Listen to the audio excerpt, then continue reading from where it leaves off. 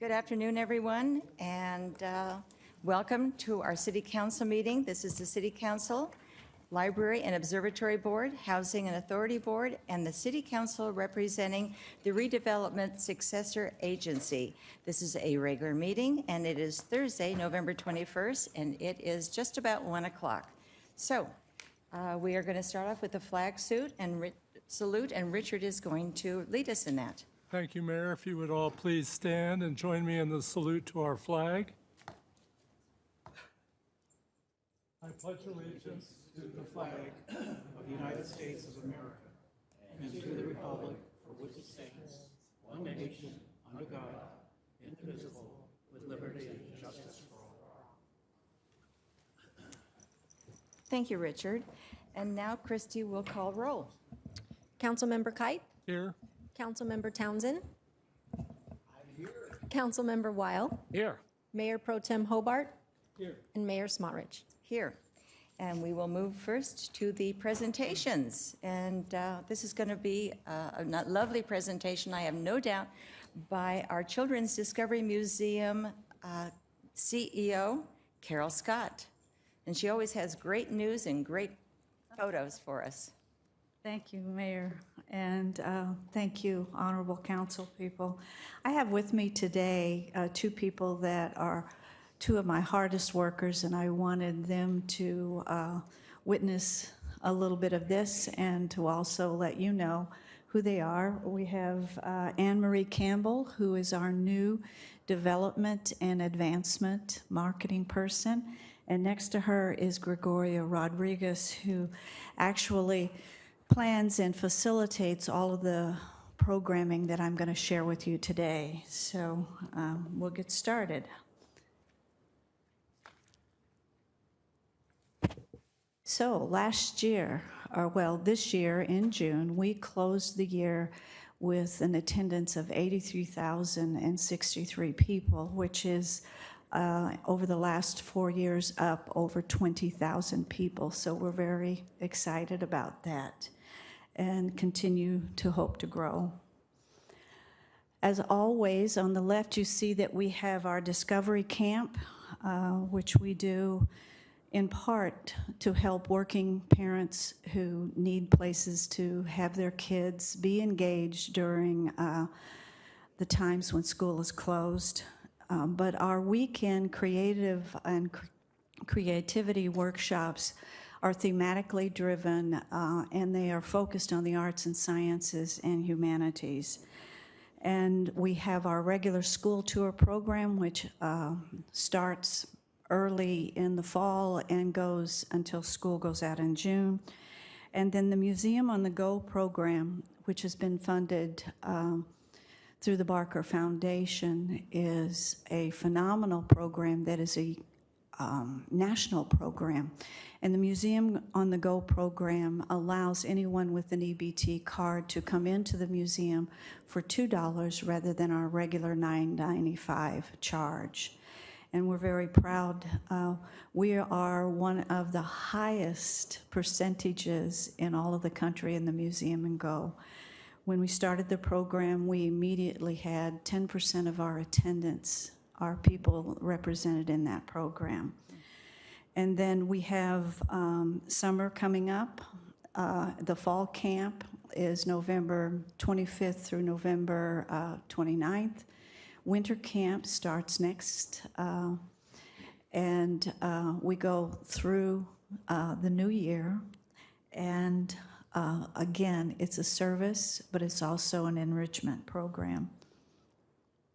Our 5 after 5, which happened last night, and we studied the concept of air and balloons and focused on the balloons during the Macy Parade and taught the kids the science behind how those airplanes or the balloons fly. And very popular program every month, and that has been sponsored by the Edison International. So we have a tremendous amount of children under 5 during the fall. And to the left, you see the new component that was purchased And on the right, you'll see how much the babies have brought it to life. And we have a huge toddler program, but what we found is that we had babies crawling around and they needed something to crawl on, so we added Baby Town. And if you come in the morning, you will see all kinds of little babies crawling around on that piece of equipment, and it allows them to do so protected.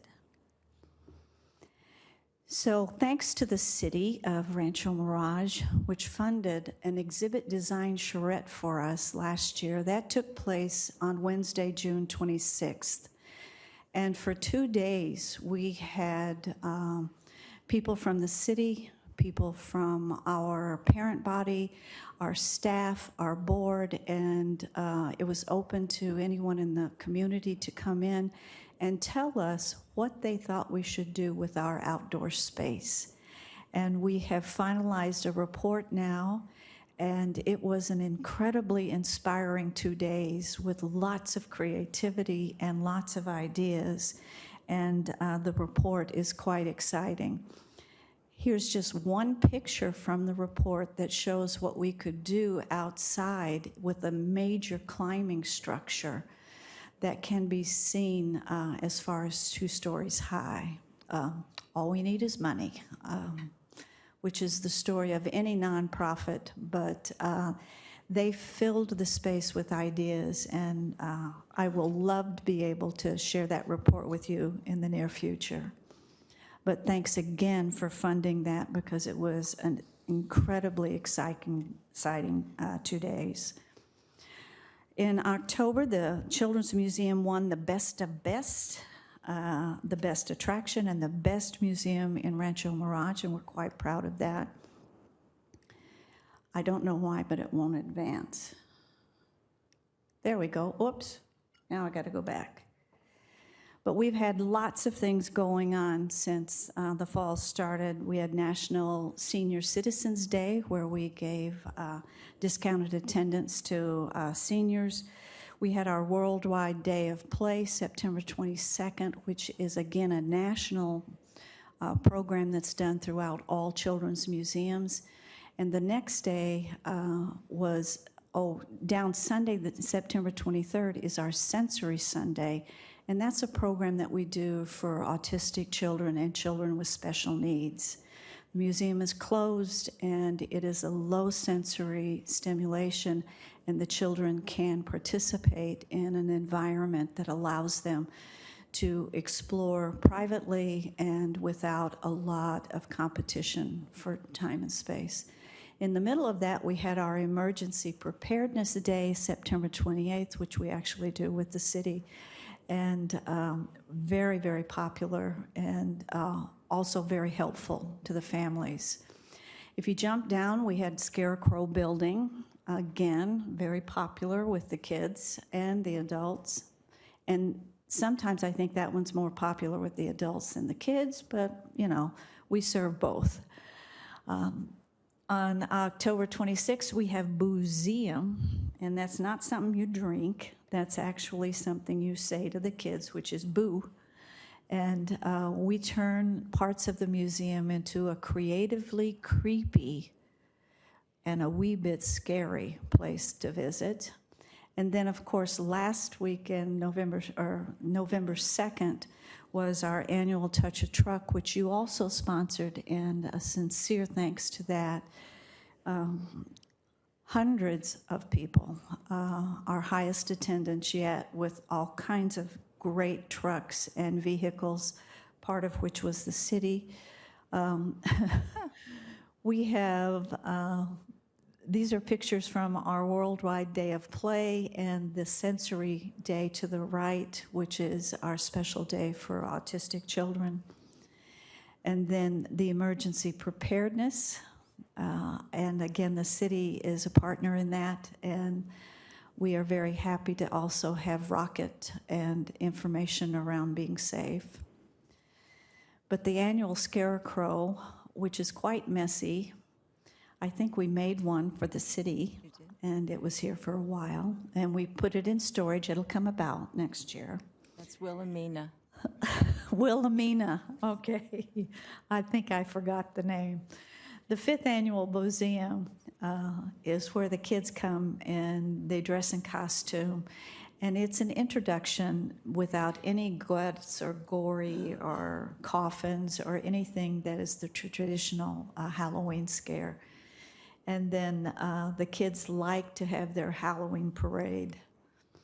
Touch a truck? The children absolutely love to be able to go into city vehicles.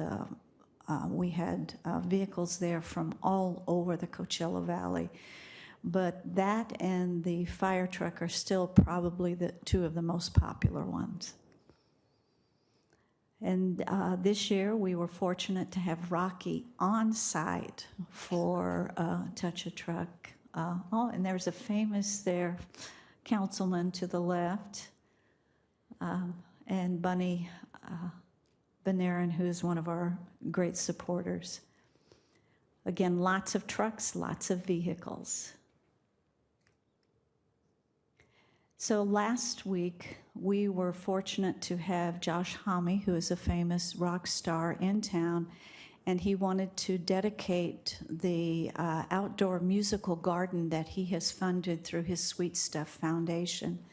And we have 5 great outdoor musical components that have been funded by the Sweet Stuff Foundation and a little bit from Barker Foundation, and received the funding for 2 more outdoor musical instruments. At any given time during the day, you can hear children out playing, and occasionally an adult who actually knows how to play will play, and it sounds quite different, but there are days when I'm glad it's outside. So our thanks to Josh. He's a wonderfully generous man, and really is excited to have music as a part of the museum. And then we have coming up Milk and Cookies with Santa on December 1st, gingerbread making houses. And for the first time this year, we have a new activity, Latkes with Ladka Larry, which will happen on December 22nd.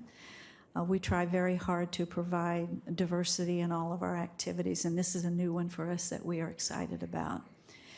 However, I think I shared with you before, one of the largest events we do and the most popular is our countdown to Noon Year.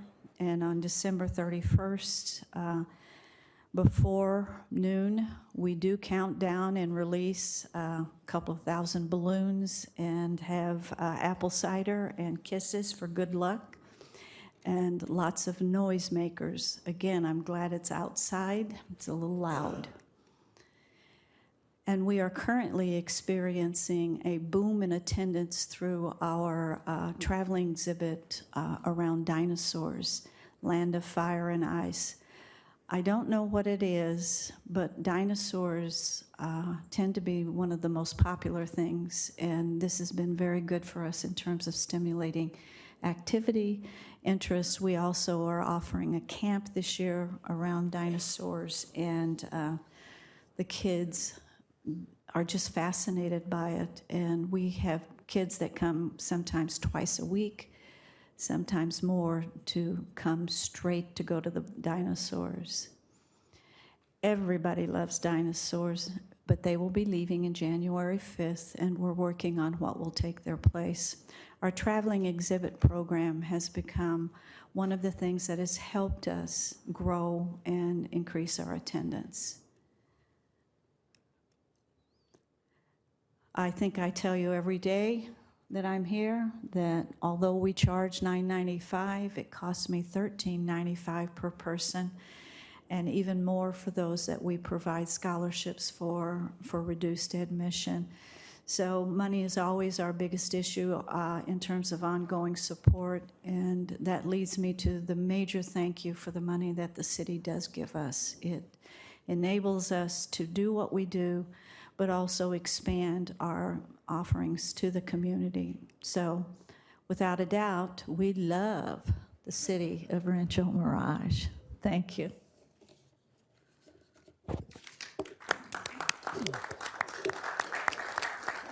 Thank you so much, Carol. Are there any questions? Carol, before you run away, we may have a couple comments or questions. Mr. Mayor Pro Tem, Hi, thank you very much for that enlightening presentation. At the very end, it touched on the issue that I wanted to ask you more details about, and that's the cost. At $9.95, say $10, if grandparents, grandma, grandpa, and one kid come in, how much will that cost them? Costs you $9.95 per person. So $30, roughly. Yeah, the way a children's museum does its funding is usually to level it across all of the attendees, because the focus is not to just focus on the children, but to engage adult and child play together. So it's geared for the attendance, and it makes it easier for us in terms of funding. I'm headed in that direction, but on the way there, seniors would pay $10, children $10 each. Handicapped children? Everybody, but military gets a small discount. So, And then our EBT program, the Museums for All, gets a major discount. for 3 people, let's just talk about 3 people. I know that I've gone there in years past with, I'm not sure if I had all of my grandkids at one time, but I remember being surprised that it cost me more than $50 because I must have had 3 or 4 of the grandkids.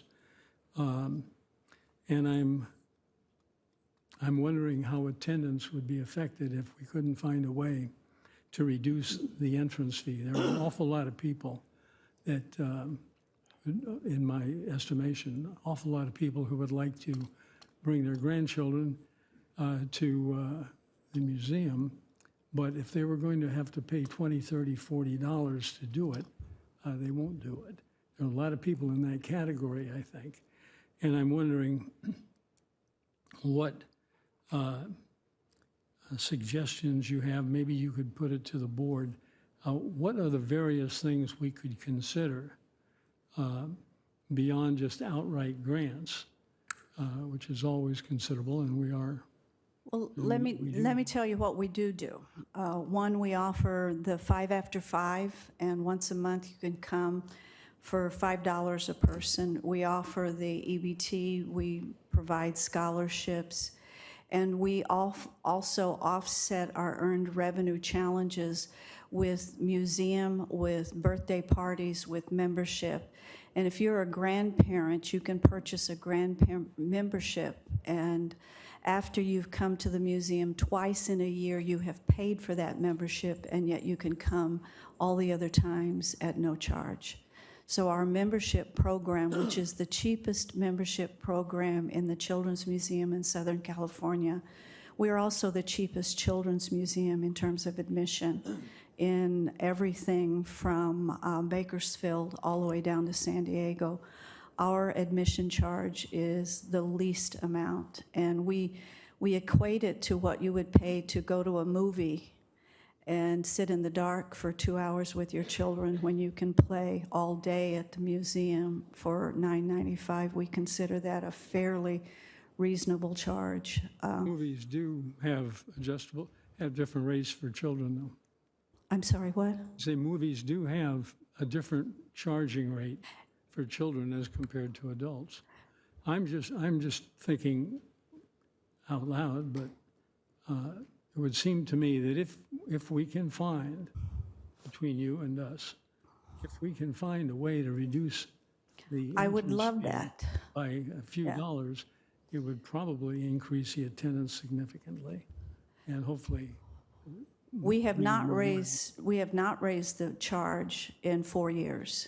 It's been $9.95 for the last 4 years. And before that, it was the same price for a long $8-something. time. Yeah, $8. $8. Was it $8 or $8.95? I think it was $8.95. I'm not sure. It was right after I started. But the strategy is fairly consistent with other children's museums. We have a struggle now balancing what we don't get with the $9.95 to actually decrease that would put more challenge on us in terms of fundraising, which is a major, major challenge for us, especially in the months of October and November when attendance is down. We have to really struggle to make that money up. And we've looked at other models, but this is by far what's worked best for us. Nothing would please me more to have somebody underwrite attendance, but we do that through our scholarship program. And when we have funding, we give attendance as much as we can, and we give a lot of passes. We're lucky we can make it on the $9.95, and yet we are at Well, believe 80. me, I'm not suggesting Yeah. that you receive less. I'm suggesting we find a way for you to receive more. That'd be we can- great. if If you've we got can- an idea, let me know. If one of the ways we can do it is by reducing the entrance fee for some of the people, or all of them, depending, that might be a good start, and there may be other ways. I just think that if the entrance fee was $5, we'll say, forget the impact that would have, just stick with that one point. If the entrance fee were $5, do you think that would attract more people? Our Or just the analysis, same? our analysis industry-wide has not proven that to be true. Okay, I've not tried that here. But the attendance is driven by so many other things. As it is, we are 85% earned revenue, which is one of the top highest 5 earned revenue museums in the country. We have better earned revenue offsetting our budget than 95% of the other children's museums. Well, if we can increase that, that would be great. I think we should all just be thinking a little bit about what we might be able to do. What's novel? What idea can we steal from somebody else?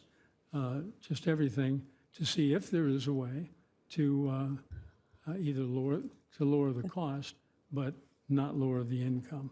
That's all Yeah, I'm it's a scary proposition for me, considering we don't have a lot of earned or a lot of reserve to make up for what we wouldn't get if we did that. We do try everything possible. The traveling exhibit program, which costs us, but has increased attendance and is, I think, the primary reason we've gone to 20,000 more in the last 4 years. It's been based upon having something that occurs every 3 months that's different, that brings in earned revenue. the programs sound great, absolutely great. Which is what we've been able to do. But we're also really trying hard to increase our charitable income. We write more grants, we've added fundraisers, so I am happy for any suggestion, but lowering the charge at a time when everybody else is raising theirs kind of scares me a little bit. But let me know. I'm happy to try just about anything, which we have done a lot.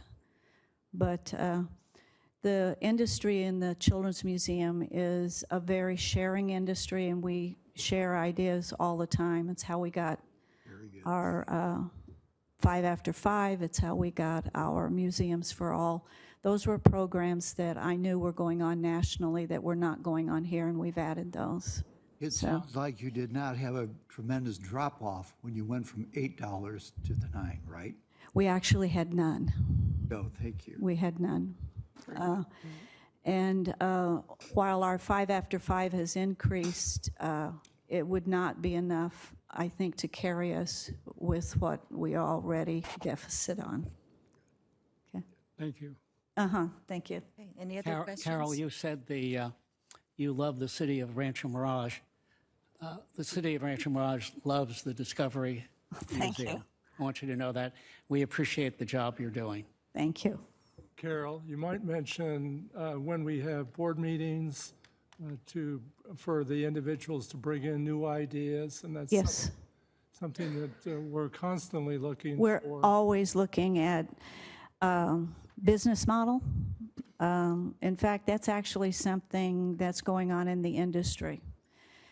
Just because the challenge for all museums, not just children's museums, around earned revenue versus charitable income. And most museums are 50-50. We're at 85% earned revenue, which is really one way I could do it through program, but we constantly look at what's going on and how we can improve. And I welcome anybody to come by and to share that and take a look at what we do. Yeah, and Mayor Pro Tem, most of the locals, residents, take advantage of the membership programs. Program. So they're very affordable. So a family membership at the museum is $125 for the year, and you can go as many times as you want in that year. Just Per person, no, that's no. for your family. family. And they have a grandparent program as well. So, you know, for me personally, my family's had a membership there since we moved out here. And I've definitely seen and noticed the increase in attendance. Yeah. And I think it has a lot to do with what Carol is bringing in to the museum and her staff's efforts.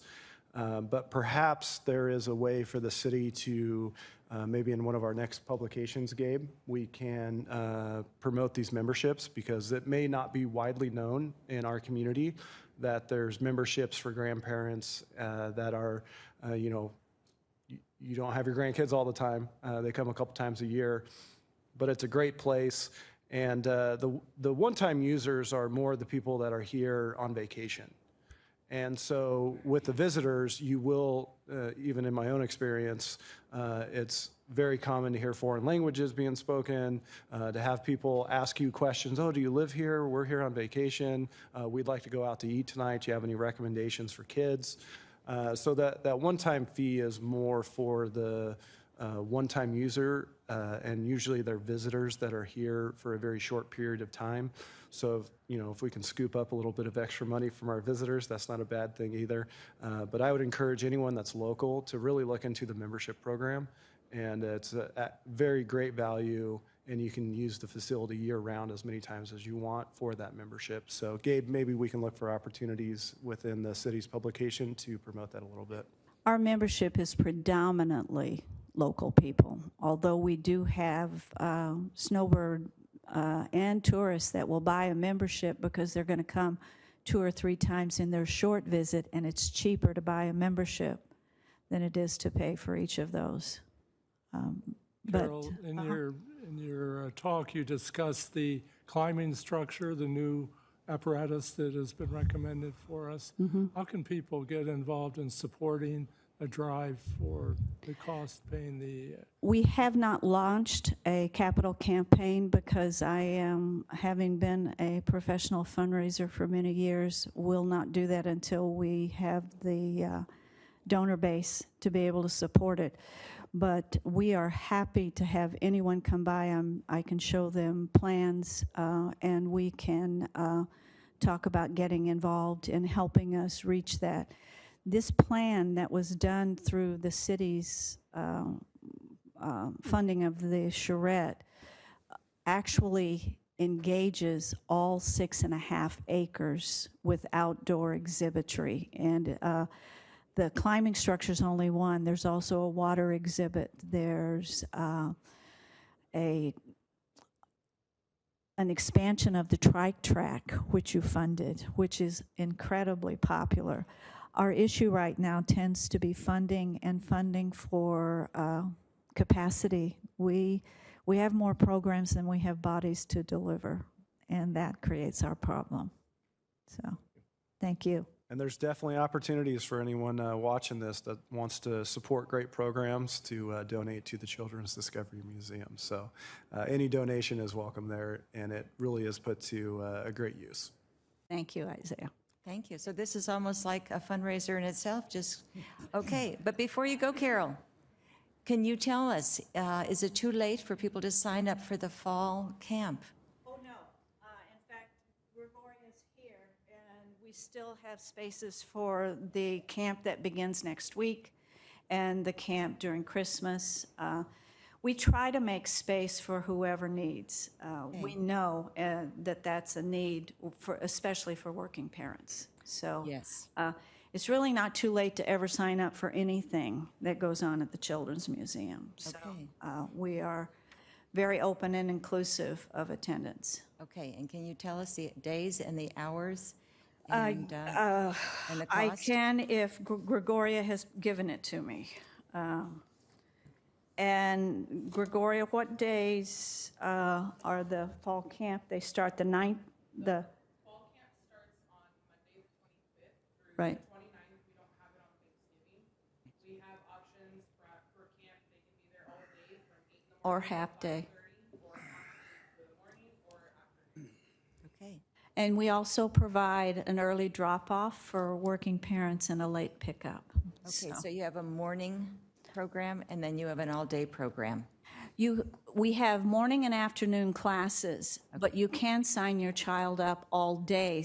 It's just that one class doesn't go all day. Okay, so it's for the They entire change. week? Yes. Except for Thanksgiving? Right, Okay. So right. don't We do hesitate. take Thanksgiving and Christmas off. Okay, so give us your phone number twice. Oh dear, 760-321-0602. Wow.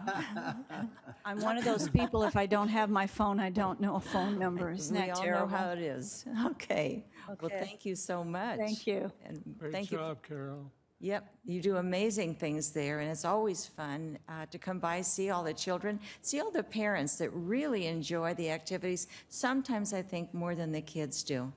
So we're glad to have you, and we're very lucky. Anyway, that is our entire presentation, so now we will move on to non-agenda public comments. And this is a time when the public has the opportunity to speak on issues that are not on the agenda for a maximum of 3 minutes per speaker. And I have a few yellow cards here with people's names on them. If you have not had a chance to fill out a yellow card, you are welcome to come up here after the other speakers have finished. And first on the list is Susan St. Louis.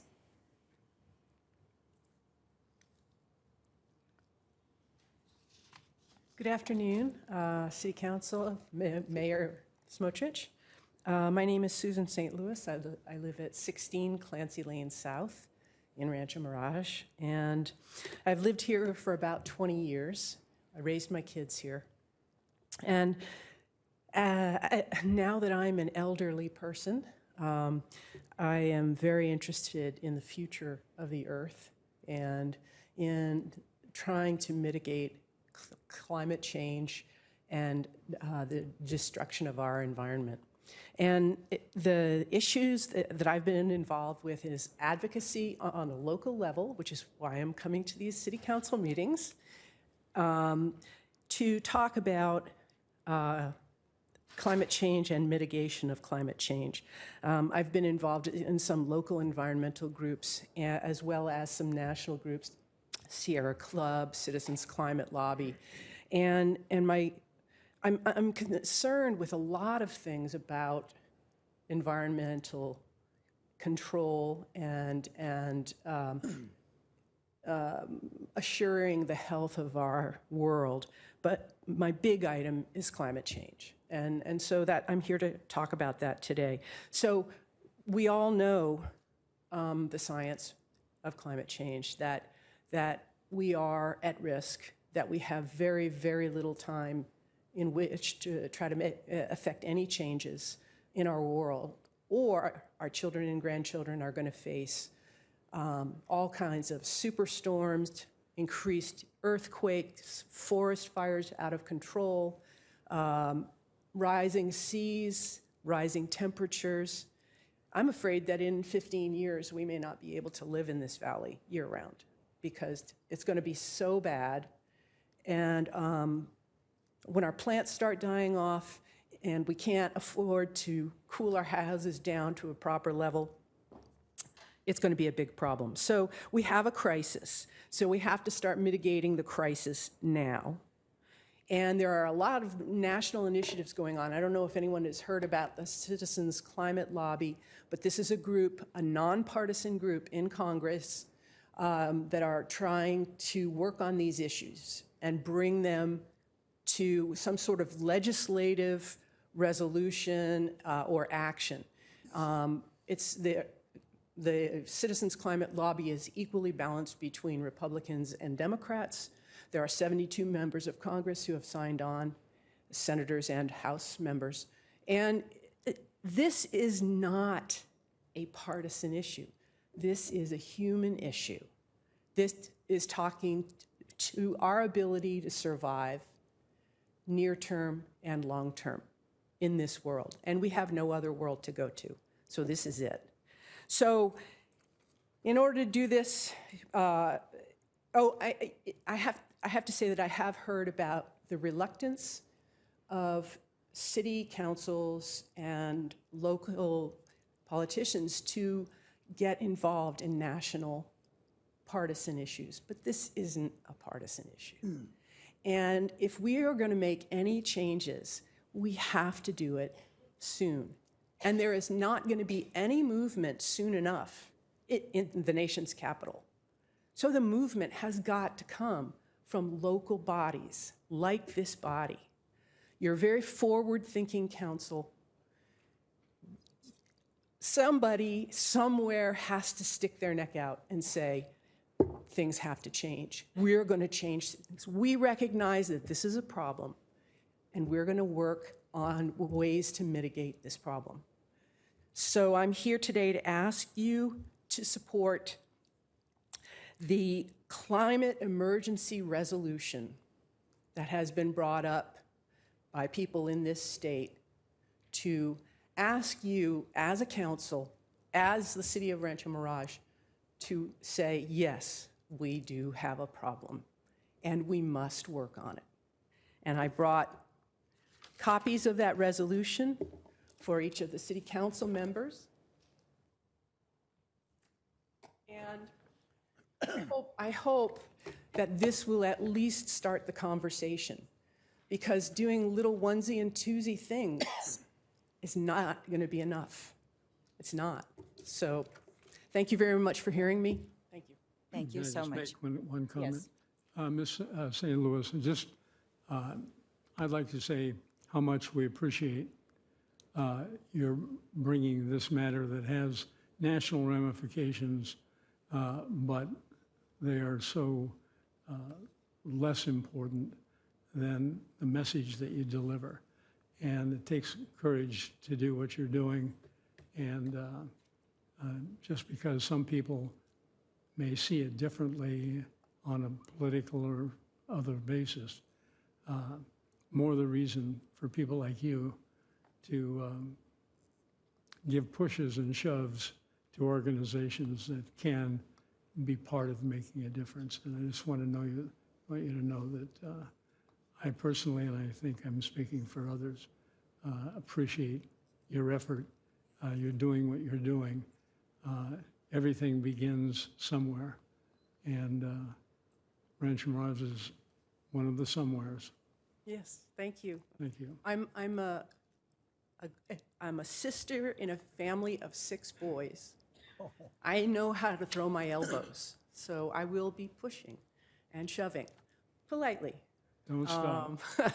The national government is like an ocean liner. You can't turn it around quickly. But you guys, you're a fast little destroyer. You can do it. So, Question before you sit down, just briefly. Do you have a group that you work with locally that's supporting this? Or? there's a group that was formed in Palm Springs called Courageous Resistance. Courageous what? Courageous Resistance. And it is, I will admit it, it is a partisan group. But I'm a member of the environmental committee of that group, and that's part of my focus. I've been working with I just joined a small organization called Extinction Rebellion. You might have heard of it. They've done some high-profile protests in cities around the world, and they are trying to get started. That branch is located up in Redlands, and I write postcards. I meet with a group every week at the Rancho Mirage Public Library, and we write postcards to people in elective offices as well as heads of corporations and all kinds of people in government about issues that we think are important. And, you know, I'm realizing at the age of 60 that I don't have any real power. The only power I have is to speak out. And so I'm going to keep speaking out. You said you meet weekly at the library? Mm-hmm. What day of the week is that? Tuesday afternoons. Thank you. Yeah, thank you. What time Tuesday afternoon? 3. And it's a lovely place, especially now that they finally opened up the cafe again. Thank you. Thank you so much. Okay, now we will move on to Wally Melendez.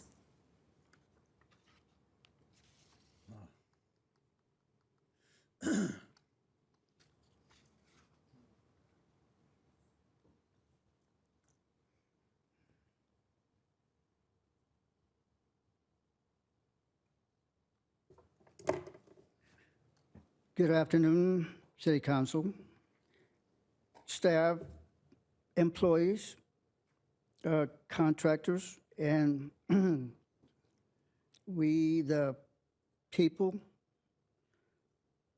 I'd like to address housing. And one of the first things that I noticed when I came upon this area was that a lack of houses. I know there's houses on the sides, but I noticed that there was a lack of houses with nice yards. And I also noticed that there was, well, what I noticed about Rancho Mirage was that there was houses in certain areas that were large houses, well-to-do, and that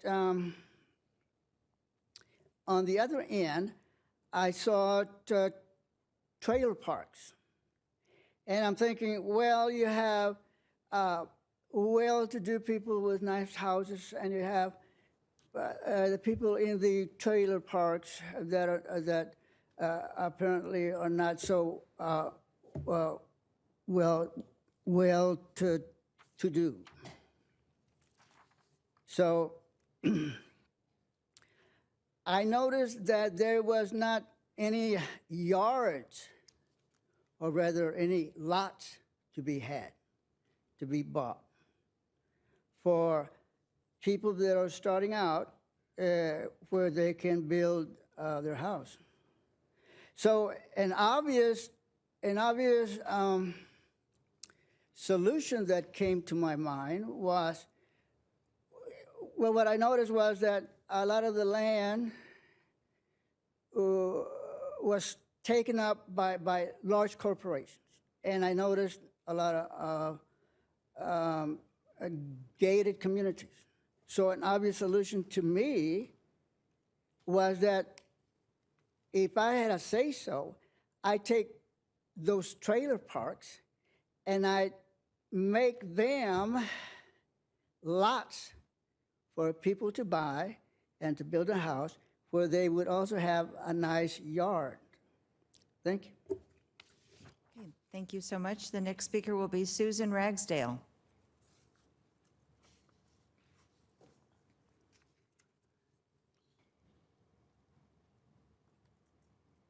Thank you so much for hearing me again on this same subject of light pollution. It's not my nature to be combative or argumentative or a pain. I really only am extremely concerned about what I see to be something seriously dangerous happening in our city. Prosperity in Rancho Mirage, not with floodlights everywhere. Beautiful, inviting, creative, and safe city lighting would attract prosperity to our city.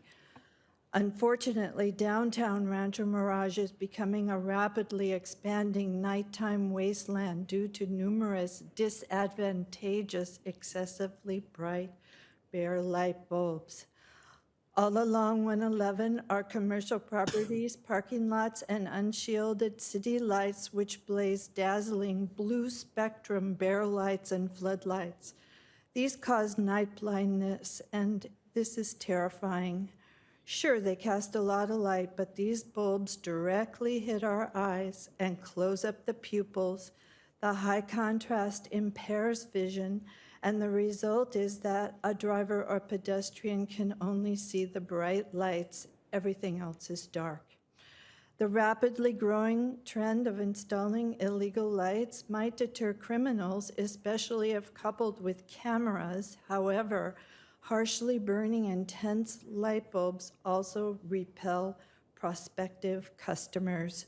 Who would want to spend time in a city full of floodlights and unpleasant parking lot lights?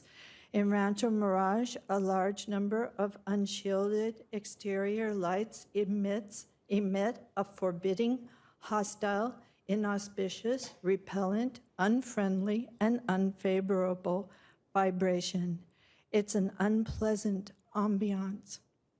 The environment is uncomfortable because the bare light bulbs hurt. In addition, they are proven to cause anxiety and depression. Visitors might not even realize it's bad lighting that's making them feel uncomfortable, but the tendency might be to say, let's drive further down and check out El Paseo. Regarding macular degeneration, every time we see a bright bare light bulb in the dark, it zaps our eyes, killing cells. The cumulative effect results in macular degeneration, in other words, blindness. The city of Rancho Mirage is promoting excessively bright, unshielded lights, which are literally blinding the public. The other day, I don't want to go over my time. You have the rest of what I've written on this page. Please consider it thoughtfully. I don't mean to be a problem. I really want to help. And I have a lot of really good ideas if you would really give me a true, your hearts. Thank you. Thank you. Thank you for your comments. The next speaker will be Tom Hernandez.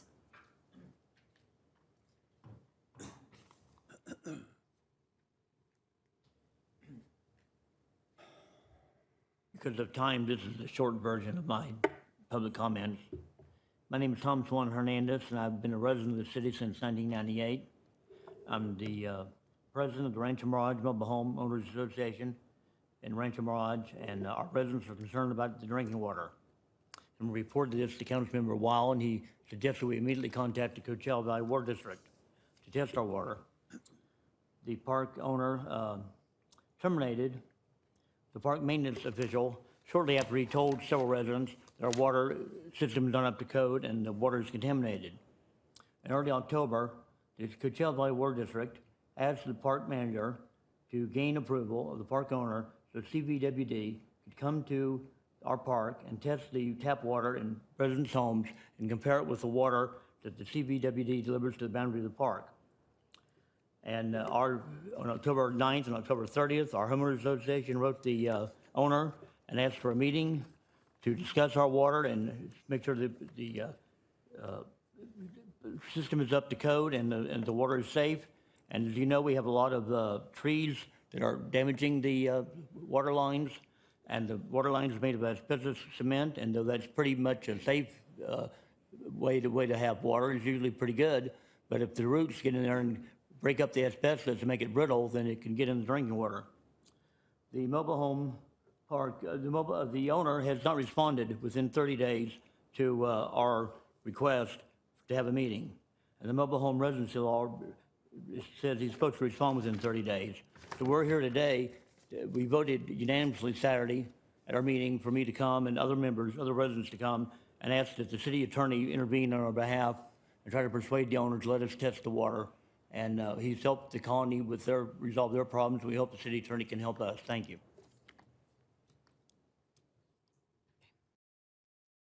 Thank you so much for your comments. Our city manager, Isaiah, would like to just say a few words. Yeah, Mr. Hernandez, thank you for being here today. I did have the opportunity to reach out to the general manager of the water district just to get the background on this issue. So, you know, obviously water testing is not a responsibility of the city of Rancho Mirage, and which is why they were referred to the water district. So the water district has attempted multiple times to get the park owner to consent to going on their property to test the water. So CVWD in this case tested at the point in which the water goes into the park and shared those results with the residents. Obviously the water is to standard and is clean, which is why the next step for the water district was to go test at the source of the taps for the residents that live there. That is a private system, so obviously the pipes and the infrastructure under the mobile home park itself is private and not owned or maintained by the water district, which is why they need park owner permission to go and test the water. So, you know, the residents are kind of in this kind of middle zone where CVWD has gone as far as they can go. You know, this isn't something that is a city function.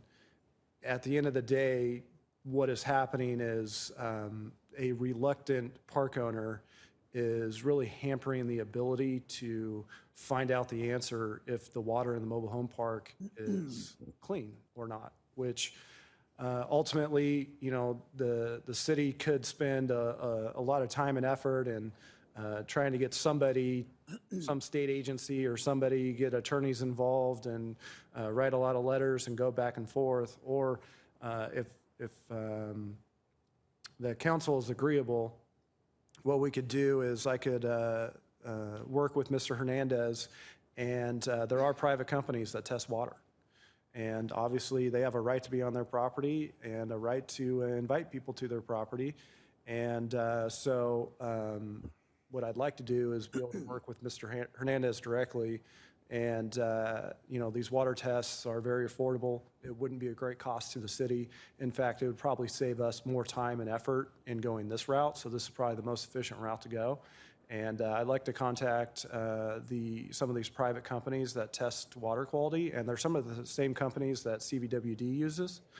And just let's find out the answer, and we can test the water, and the residents there can have peace of mind knowing whether their water is safe or not. Thank you very much. Isaiah, can we move forward as far as something, you said that there are legal issues that have hindered the past testing of the water. What can we do right now? We're meeting with the tenants. Yeah, I think the easiest thing to do is just I will work with the residents, and we will pay a private company to come to their home and test the water right at the source. And then we'll get the results of that test, and they can compare it to the water entering the park from the CVWD system. Those tests are completed, and find out the answer, and then that will probably guide our next steps on what needs to happen. But at the end of the day, this is a private system, and you know, we could go through months and months and months of trying to get this park owner to allow somebody to go on site, CVWD to go on site, or we can just circumvent that, work directly with the residents, have them bring out a private company and test the water right at their units, and have the city pay for that service so that we're not burdening the residents with that. And again, the amount for these water tests is not a great amount.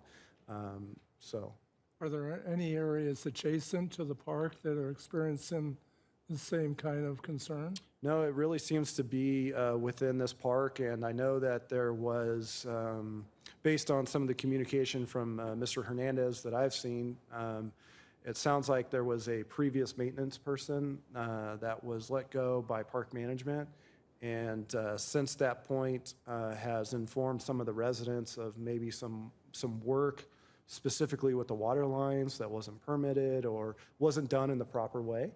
And so there is a very big concern from the residents on the quality of their water at their unit.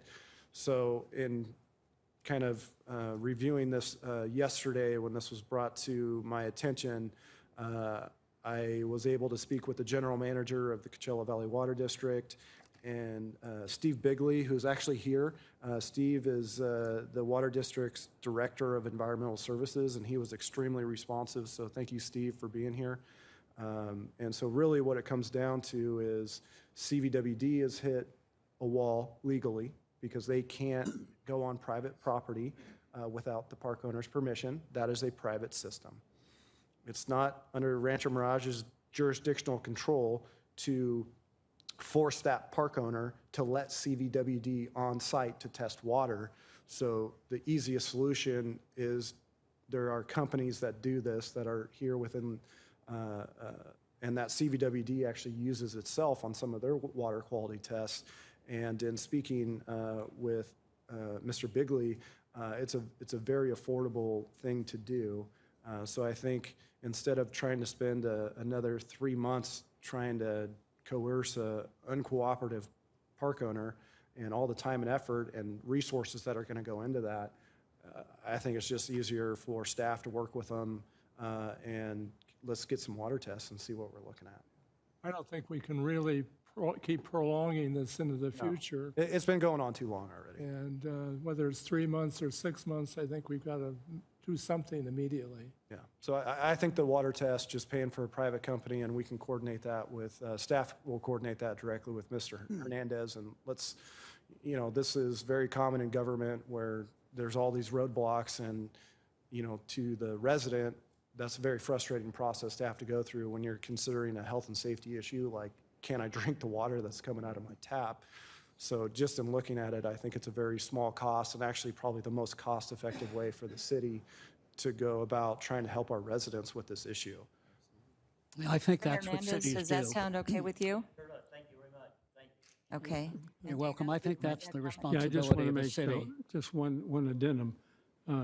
Tom, nice to see you again after a number of years. Congratulations on your marriage. I think that we should do exactly what Isaiah has suggested. I think we should also authorize Isaiah to have complete access to Steve Quintanilla for legal advice along the way, because from what we've heard and what we've all seen one way or another, there's not the degree of cooperation coming from organizations or groups that are involved in this issue. And we should have a lawyer helping with this process. And if litigation is required, we'll consider it down the road after we see what the group has come up with. Okay. Does that sound okay with you, Steve? Oh, sure. Okay. Yeah, I think the city manager hit the nail on the head. The threshold question is whether or not there's contaminated water. And he's right that we don't have access to the private pipes in there, but the solution is to get it from the, directly from the faucet. But the city does have jurisdiction over Title 25, which is the Mobile Home Parks Inspection Law. So there might be some remedies available there, but most importantly, we also are a rent control jurisdiction. So if you are under a lease or a rental agreement of a year or less, you're subject to rent control, and we have some remedies available through our rent control process, which is what Colony Mobile Home Park is pursuing right now with respect to some of their issues over there with their common facilities. And under the mobile home residency law, which also governs the relationship between the park owner and the residents there, there's a provision in there that allows the city attorney to file a nuisance action against the park owner in the event that there is truly an issue with the water situation there. So once we figure that out and conclude that there is a water issue, then there are some remedies available to the homeowners. Thank you. Yeah. Okay, go ahead. Yeah, I'm pleased that that we are taking this position. This is really what cities do, and this is how cities meet their responsibility as far as their constituents are concerned. So I'm pleased that we will initiate that on behalf of the city, and that Mr. Hernandez, you'll be working with our city manager, and I think that's an excellent solution. So thank you.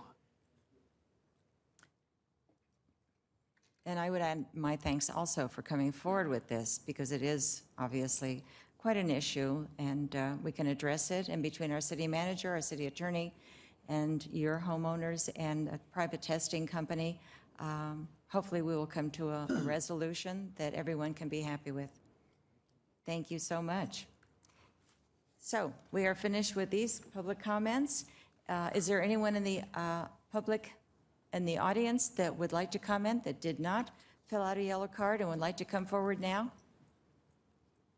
Okay, seeing none, we'll close that portion of our agenda and move on to City Council board member comments and reports. And is there anyone that would like to start first? How about Charlie? Do you have something? Yes, I do, Madam Mayor. Thank you very much. Last Saturday night, on November the 16th, at the Rancho Mirage Amphitheater, was a musical evening and a magical evening, which I enjoyed along with fellow council members and 850 people to this free, entertaining, and theatrical event. This was the first all-children theater production of the Musical Junior, the musical presented by the Rancho Mirage Library and Observatory and sponsored by the Richard Brooke Foundation. Lamone Carr Desert Theatricals and their outstanding production of this fully staged Broadway musical that was fully orchestrated with sceneries, props, costumes, to the singing and dancing of these, as you see on the stage picture here, of 28 young performers from the ages of 5 to 15. All local kids performed at a breakneck speed in this fast-moving show. The evening was a smashing success and enjoyed by all. The weather was perfect. The amphitheater was put to the best use that it was built for, which was the enjoyment of our friends and neighbors. Right now, let's take a look at a part of this video that highlights this wonderful event. Roll it.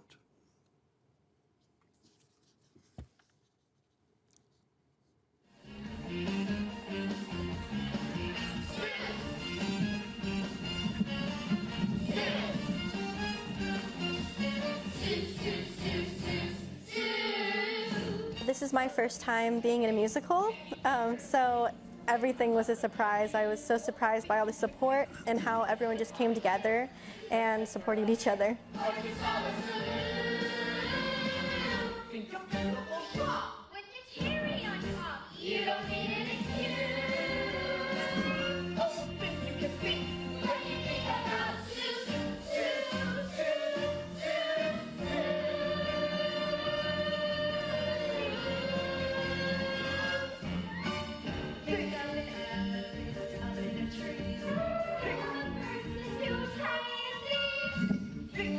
My favorite part is hanging out with all these kids because you get to make so many new relationships and you get to know so many people over this short amount of time.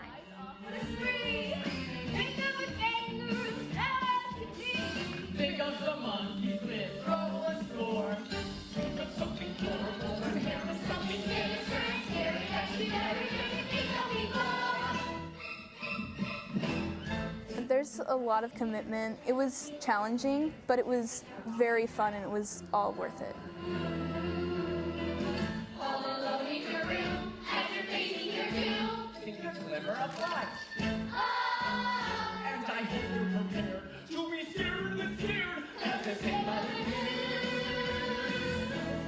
Theater is extremely important. It is an avenue to express yourself.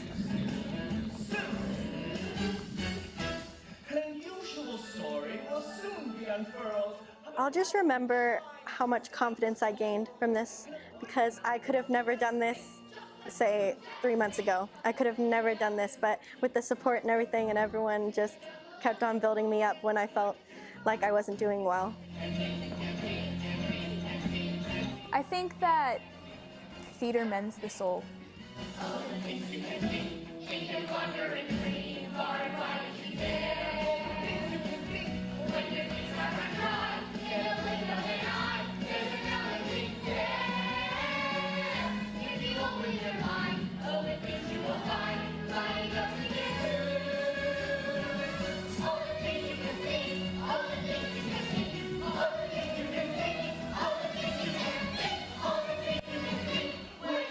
Thank you so much to the Richard Brooke Foundation. And thank you to the Rancho Mirage Library and Observatory Foundation for making this happen. Thank you for your support. Thank you. It's wonderful.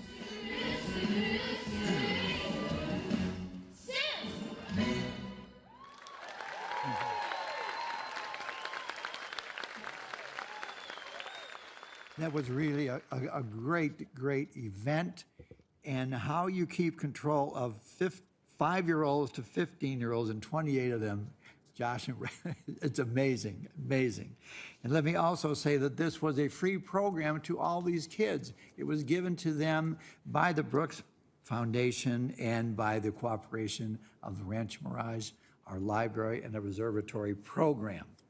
Now, this is a kickoff of an outstanding 2019-2020 season that is coming your way, which will be presented by Josh and Ray from Lone Car Desert Theatricals. So at this time, I would like to bring Ray and Josh up to the podium and let them say a few words and tell us about the upcoming season, the Broadway event, which is a first in Rancho Mirage.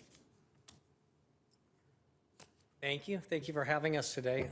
We're really eternally grateful to all of you, Charlie, for getting in touch with us and beginning this program, but for all of you, for all the efforts that you've made from a year and a half ago. I can't believe all this has happened in a year and a half, but we're thrilled. We're actually just thrilled to be in this facility with this city, with this kind of support, with Gabe and his team, with Haley and Lori.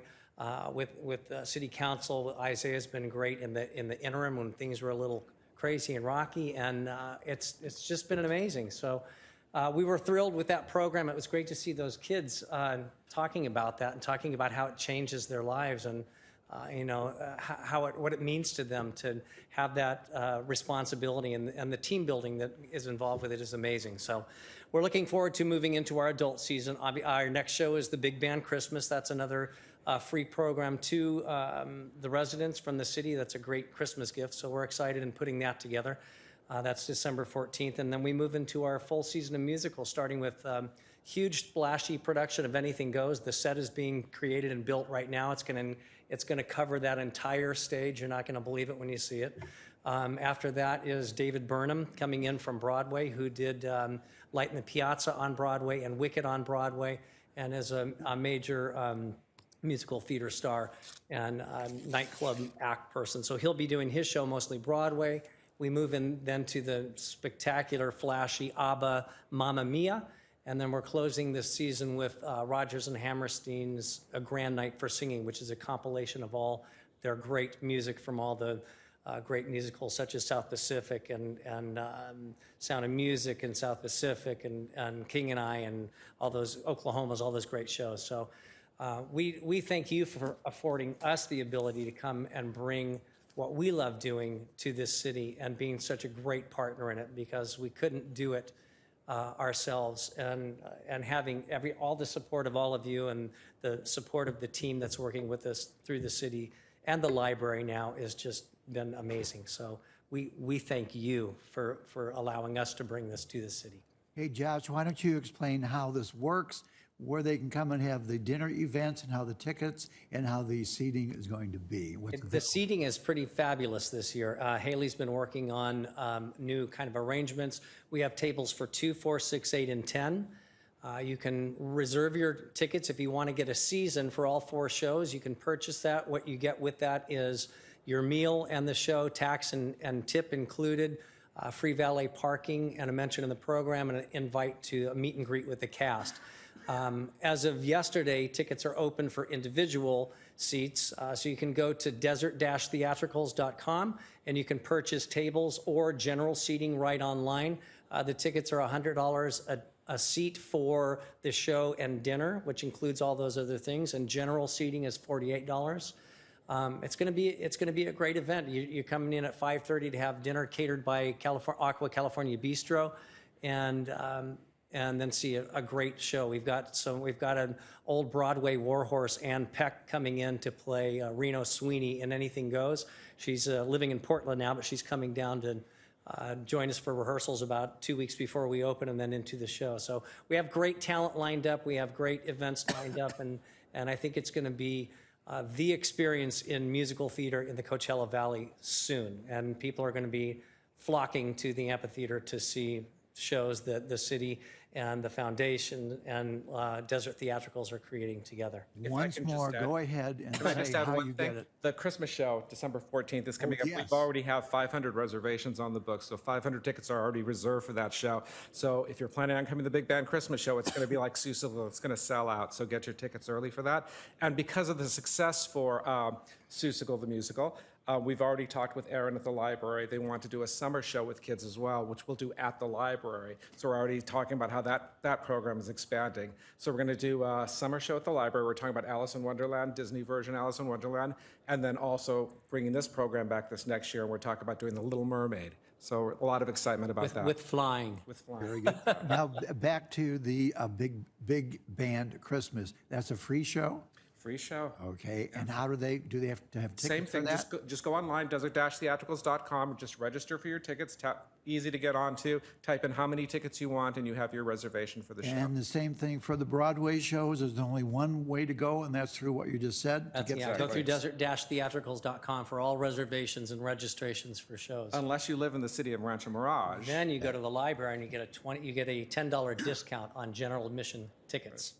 Good. Any phone numbers that they can call if they have questions? They can really get their questions answered at desert-theatricals.com. Yeah, it's all online. All the information is there. If you're having trouble, though, at that point getting tickets or having computer issues, anything like that, There's a number you can call. So. And I have your personal phone number, so I can give that out.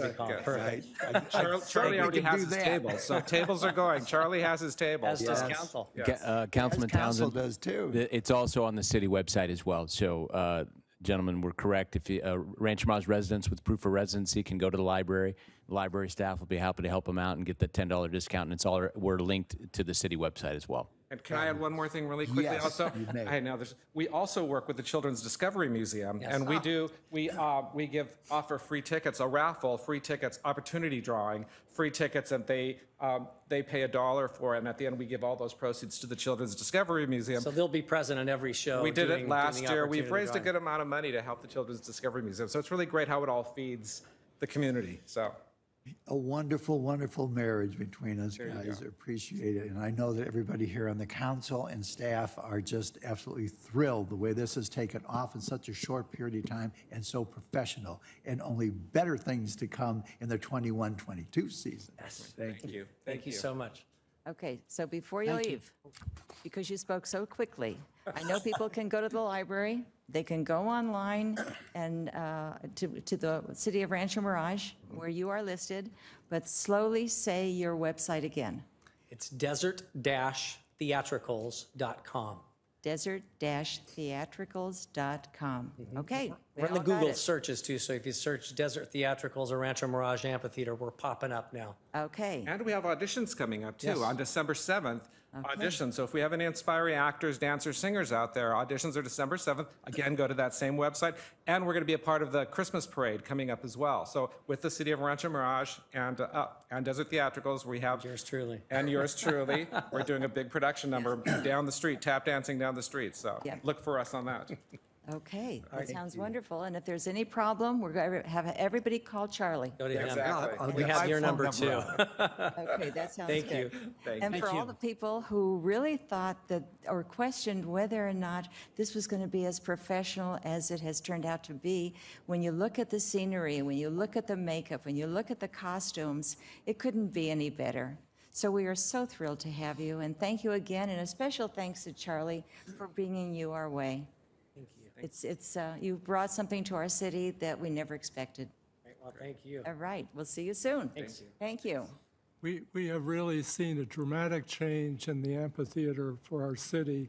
And it's an exciting new future for the whole group and the types of programs that we're offering now. So what a great show the other night was, too. Absolutely. And with Gabe and with Isaiah and their team, the amenities and what they're adding to that theater for the enjoyment of everybody, it's one of the premier events that we have in this city for our city. At this level, it's amazing. So thank you to all of you, too. It truly is. And what was so nice is that the art affair, if you walked into the amphitheater area or stood at the side, you saw all the tables with umbrellas, with tablecloths, so you could really get a feel for how beautiful the amphitheater is and how accommodating it will be to large groups sitting at tables and enjoying a meal and enjoying all the entertainment. So I thank staff for putting that all together because it really did showcase our amphitheater beautifully. Very good. And I think, what is it? It's Aqua Plaza who will be hosting and have Aqua their dinners. California and Bistro. Right? Good, good. Formerly Aqua Plaza. Yeah. Okay. I think we all know who it is. Yes, we do. All right, Thank sounds you. good. You know, one of the immeasurable benefits of what you're doing is you're also creating a career path for a lot of the kids. You could hear their enthusiasm about this was the first time that they've ever done anything like this. A lot of them are in grade school. They're going to be going on to high school. At Rancho Mirage High School, they have an outstanding performing arts department. And so conceivably, you have really started a career opportunity for a number of kids on into the future. So again, that's another wonderful byproduct of the program. Thank you. And you have also given children the confidence, especially shy children who would never have the nerve to get up on stage or to speak or to sing in public. You have enabled them to kind of cast off whatever shyness they had and really be embellished in front of the public. So thank you again. We just can't thank you enough. Anyway, all right, thank you. Moving on. Dana, did you have any comments? Nothing today. Okay. Richard, do you have any comments? Sure do. Thank you, Mayor. Okay. You know, sometimes we take for granted all the great facilities that this city has. And whether it was the 19th annual art affair a couple of weeks ago, that kind of make you sit back and say, let's look at all the things that the park really offers now and get the use of the children and the adults. So today I'm going to talk to you a little bit about some of the improvements and the enhancements that the city has done to the Rancho Mirage Community Park. The amphitheater received several enhancements over the summer months. Some of the improvements include the addition of pavers and at the lower terrace level. A dedicated booth enclosure for sound and light operations. A dedicated concrete area for the vendor setup, and it was so evident at the dinner the other night what a great setup it was and how efficient it was run, and on top of that, what a great amount of food they served, and look forward to working with them in the future. The additional planters and seasonal plants have been installed throughout the amphitheater. With these improvements, the amphitheater is ready for all the special events that we've heard about. We have also added improved tennis courts for the tennis enthusiast in Rancho Mirage. Also updated the pickleball courts and the basketball courts, which are some of the best in the Coachella Valley. Rancho Mirage Community Park is also an exercise ring, which I bet most of you didn't know that. But if you walk around the outside, you'll see a fully put together exercise ring to help you stay in shape during the holiday season. The play area is a great place to bring your children, your grandchildren, when the weather is beautiful in our city. I would also like to mention the Veterans Memorial at the Rancho Mirage Community Park, as it reminds us of what our veterans have done for all of us and our freedom. I hope you take some time to go out and visit the park, especially as the months cool down, and you'll be amazed with some of the things that you didn't realize were in the park. So thanks again for utilizing it, for getting out and really seeing more about Rancho Mirage. And Mayor, I just have one other item. Last Thursday, November 14th, we had the opportunity, along with my fellow councilman, Ted Weil, to attend the Bentley grand opening and ribbon cutting event. Indigo Auto Group welcomed guests with champagne and passed appetizers with music playing in the background. Katie and Virginia from the Chamber were also there and helped make the event even better. The City of Rancho Mirage is very pleased with the new Bentley showroom, and why wouldn't we be after you look at the cars there, the facilities. It's sure beautiful, and I'm sure everyone who needs a new car will visit Indigo Auto Group. Rancho Mirage Bentley showroom is second in the country in sales, just behind the Beverly Hills showroom. And so last month they sold 30 Bentleys, and I hope every one of those was bought by you out in the audience. And if not, Christmas is coming up, so get your money ready for that Bentley. So, Mayor, that's all I have today. It was a great few weeks for our city. Okay. This has been a wonderful few weeks for our city. Ted, do you have some things you want to talk about? Yes, thank you, Iris. And indeed, that was a great opening, Richard. The Bentley did just a superb job. 2019 has been a year of tremendous success for Rancho Mirage's bicycle network and for bicycle safety improvements. On Sunday, the city celebrated these improvements at Fire Station 69 on Gerald Ford, where the ribbon cutting for the new bike lanes took place. The turnout was amazing for a Sunday morning. In a moment, I will show you an aerial view of the new striped bike lanes on the roadway that are dedicated just to bike cyclists. These lanes are not shared with either golf carts or neighborhood electric vehicles, better known as NEVs. You will hear and see where the city has added 5 miles of bicycle lanes on Dinah Shore, Gerald Ford, Duval, and Los Alamos. And we have another 2.5 miles of bike lanes scheduled to be installed in the first quarter of 2020. Safety improvements include enhanced striping at intersections, safety markings and signage through the roadway network and buffer lanes on Bob Hope Drive. The roadway enhancements continue to make Rancho Mirage's bicycle network safer for everyone. Jesse Eckenroth, the Director of Public Works for the City of Rancho Mirage, deserves a major shout out for putting the bicycle enhancement program together. Yes, Jesse, that's you. Yeah, you can take a bow. You can take a shout out on that. You did a great job. He didn't bow. We now have 35 miles of, excuse me, let's take a look at the video, if you will, what we've just described.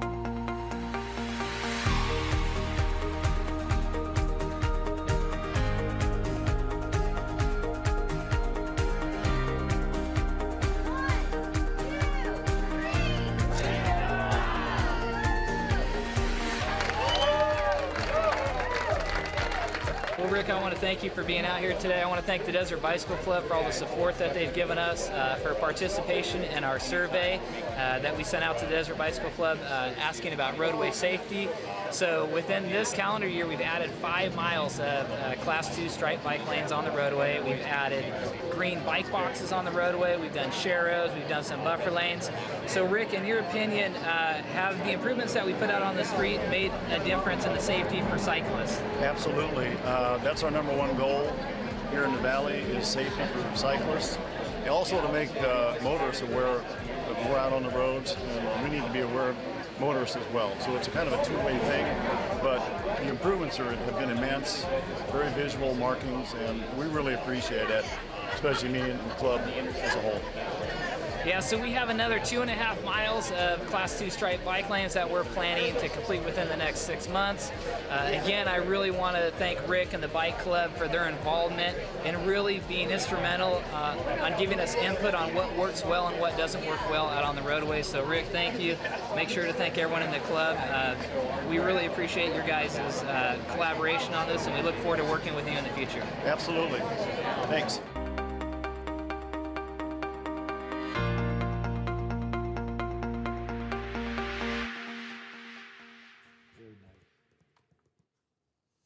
Oh, that's a great video, and that really depicts what our city looks like and how terrific it is. We now have 35 miles of Class 2 bike lanes and 40 miles of sidewalk bike paths, a total of 70 miles within the confines of the fabulous 92270 zip code. I was very pleased to be able to get the input from many members of the Desert Bicycle Club who expressed their pleasure about using the Rancho Mirage bike lanes. Mike Nykum, VP of the Desert Bike Club, said he notices the changes immediately when he enters into Rancho Mirage. The great thing for us is the communication directly with the bikers. The survey that was sent to the members of the group received a very high response rate, and they conveyed very detailed information on what makes them feel safer on the roadway. Consequently, we were able to partner with the Desert Bicycle Club and add a lot of improvements they recommended. As Thomas Nykum, VP of the club, said, it's literally a matter of life and death for us, separating us from the cars. Thank you, Rancho Mirage. And to you, Tom, and all of the members of the club, we will always strive to continue to make improvements to enhance the biking experience. Once again, great job, Public Works. And let me also point out for a moment that we received from the California Legislature Assembly a certificate of recognition presented to the city of Rancho Mirage in recognition of the bike lane ribbon cutting, and it was signed on behalf of the Assembly, Chad Mays, 42nd Assembly District.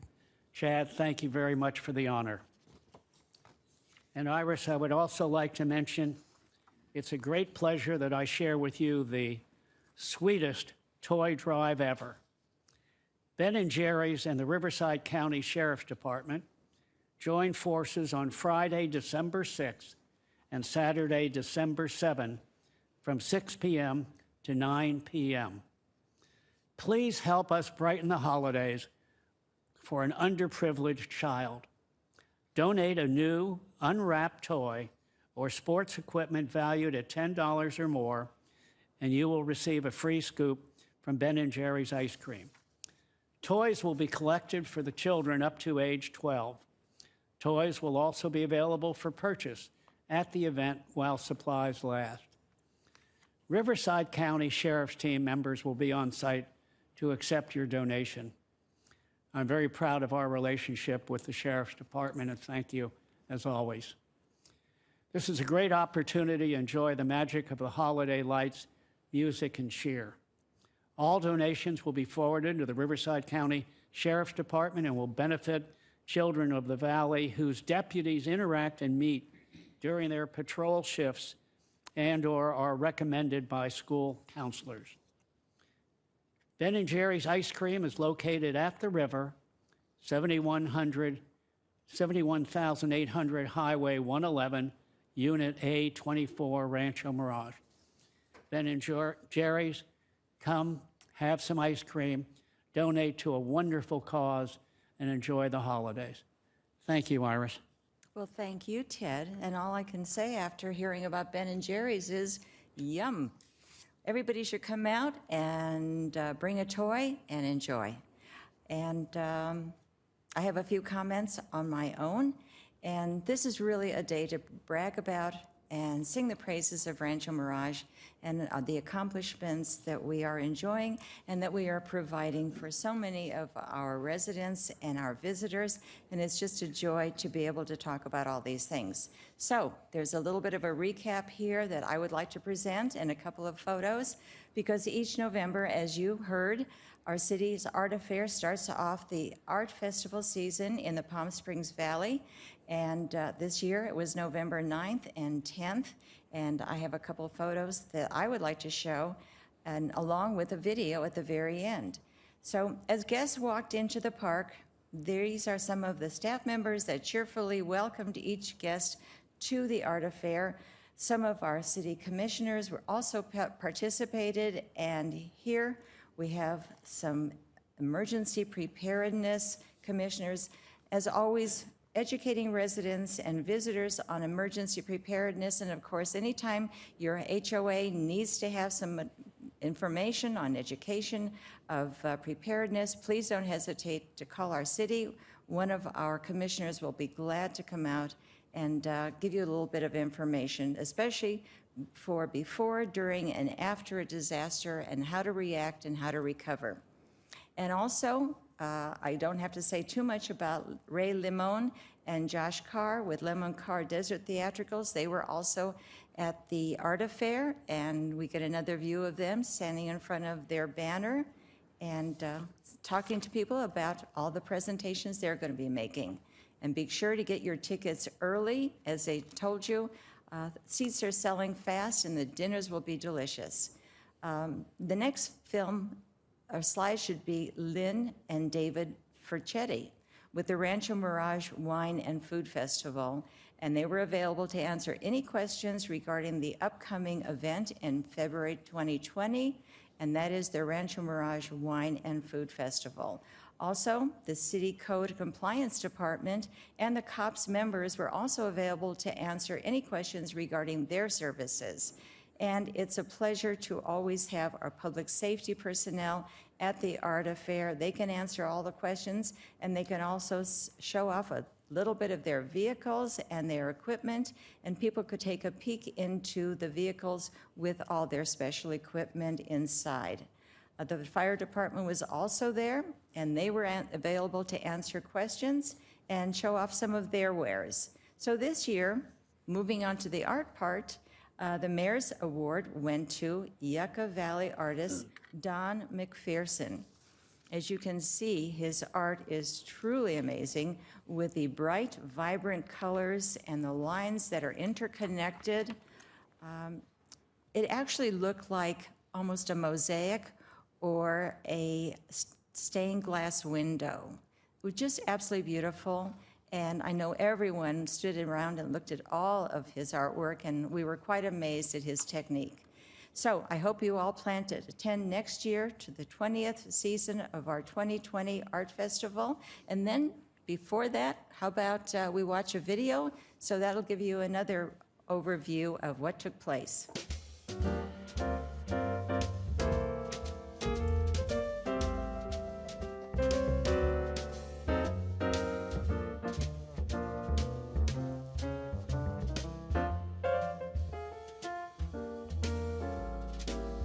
Fly me to the moon and let me play amongst the stars.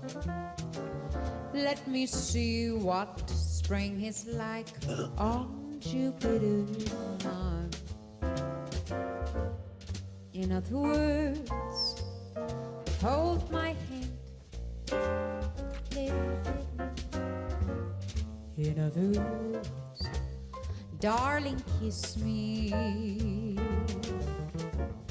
and fill my heart with song and let me play for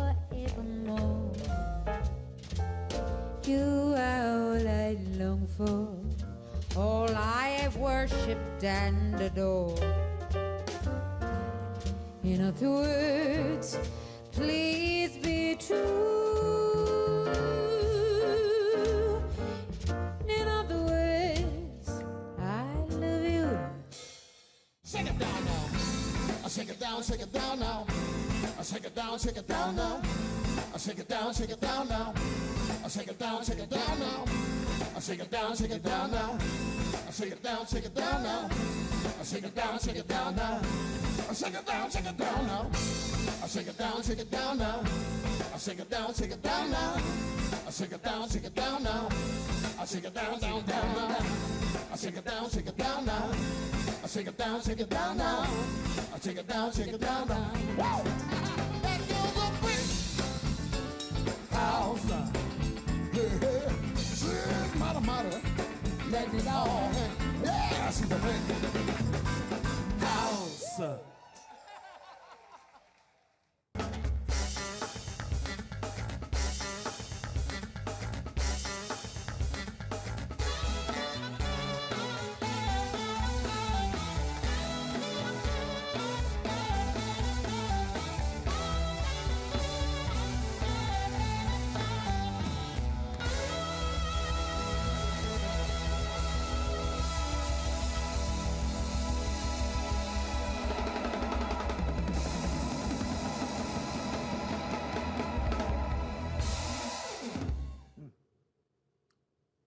Wow, that's all I could say, and I want to thank Aaron Espinoza from our library and Dustin Ingham for putting those videos together, and if that doesn't get you in the mood to party next year, nothing will. So we're excited, and those videos say a whole lot that we can't say up here.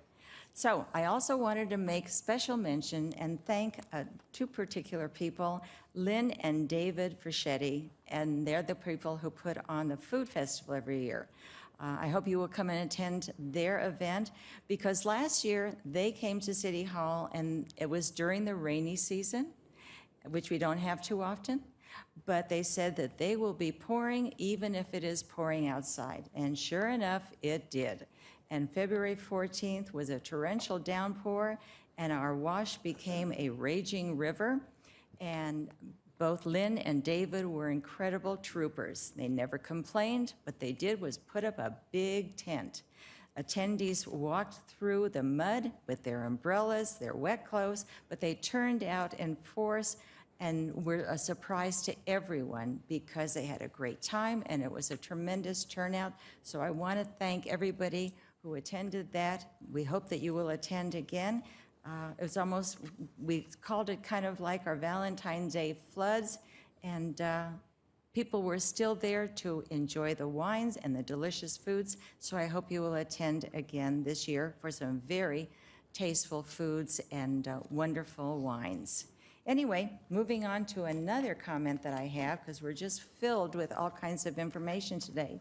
I wanted to mention that I had the opportunity to participate in the Health and Wellness Expo put on by our very own Rancho Mirage Chamber of Commerce. It was well received and everyone had a great time. And these are just two of the photos of the participants. It was a lot of fun for everyone, and I think it was free of charge. People from all over came to enjoy all the different vendors that had their wares, and it was a real education for everyone.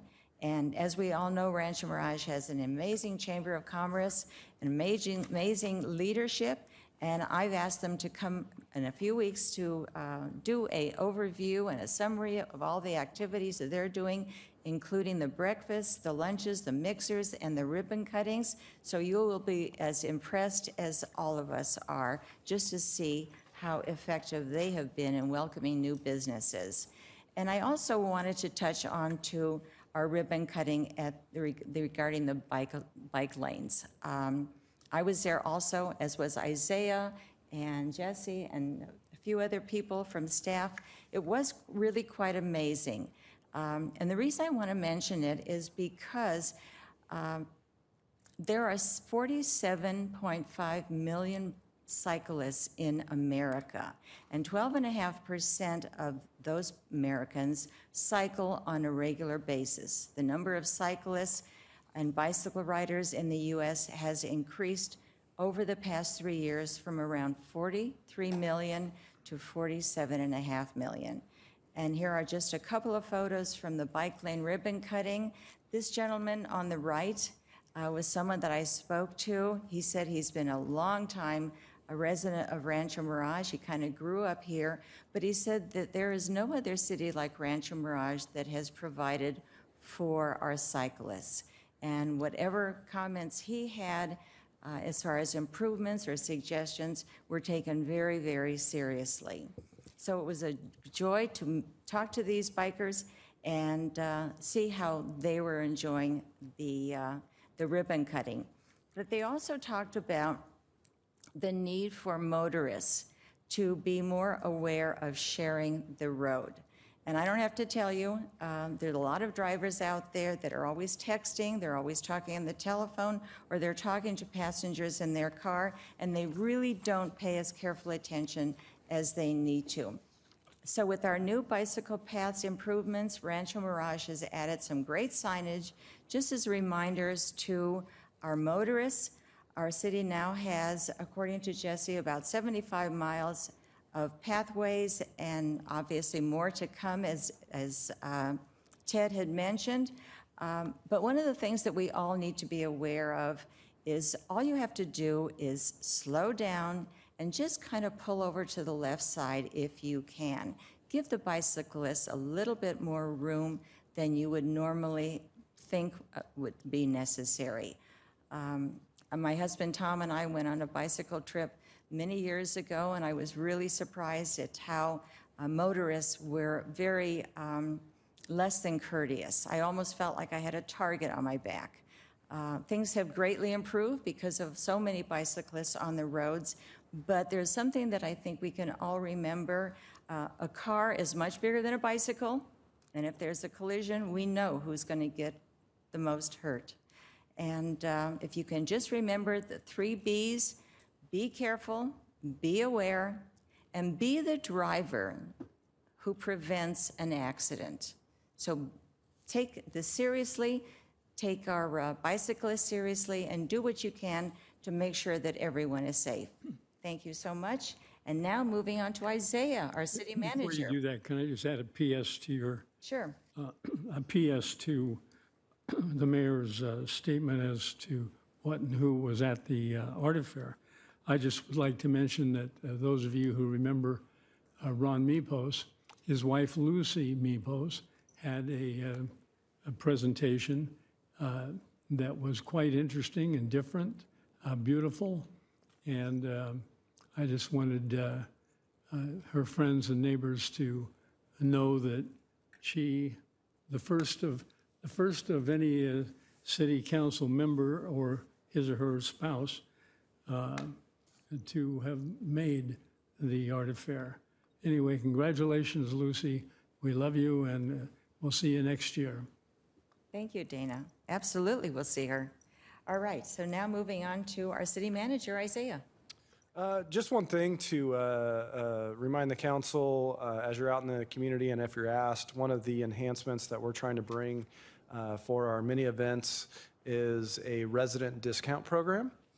And so with the help of our marketing department and our library, we want to kind of standardize that across the city. So you can absolutely come into City Hall and ask questions or call in if you want. But how we're setting it up is, for example, the Broadway theater shows, the Wine and Food Festival. Anytime we're doing something in our park where there is an admission fee, we do want to give a discount to our residents. And so those discounts can be obtained, and you can pay for those tickets over at the library, and all you need to do is bring in your proof of residency. So an example of a proof of residency can be found on our website, but it's a government-issued ID with the City of Rancho Mirage address. It's a property tax bill. It's a utility bill, a lease agreement. There's a whole bunch of documents that qualify for proof of residency, but we do want to remind our residents that for those events, we do have resident discount programs. That's it. Okay, thank you, Isaiah. So that kind of wraps it up as far as our entertainment portion of this meeting. We are now moving on to our minutes and the approval of our minutes. Make a motion to approve. Second. Okay, please vote. Motion carries 5-0.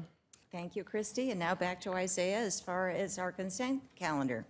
Thank you, Madam Mayor, members of the council. You have 11 items on your consent calendar today.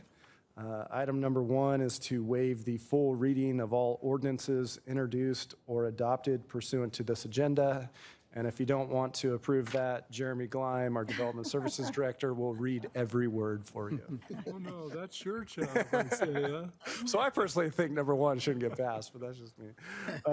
Item number 2 is the adopt ordinance number 1160, second reading, amending chapter 15.02, adopted California and uniform codes of Title 15, buildings and construction of the Rancho Mirage Municipal Code to adopt the 2019 California Energy Code, the 2019 California Historical Building Code, the 2019 California Existing Building Code, and the 2019 California Green Building Standards Code. Item number 3 is to adopt ordinance number 1161, second reading, amending chapter 15.04, California Building Code, 2016 edition of Title 15, Buildings and Construction of the Rancho Mirage Municipal Code to adopt the 2019 California Building Code. Item number 4 is adopt ordinance number 1162, second reading, amending chapter 15.08, California Mechanical Code, 2016 edition, and California Plumbing Code, 2016 edition of Title 15, Buildings and Construction of the Rancho Mirage Municipal Code to adopt the 2019 California Mechanical Code and 2019 California Plumbing Code.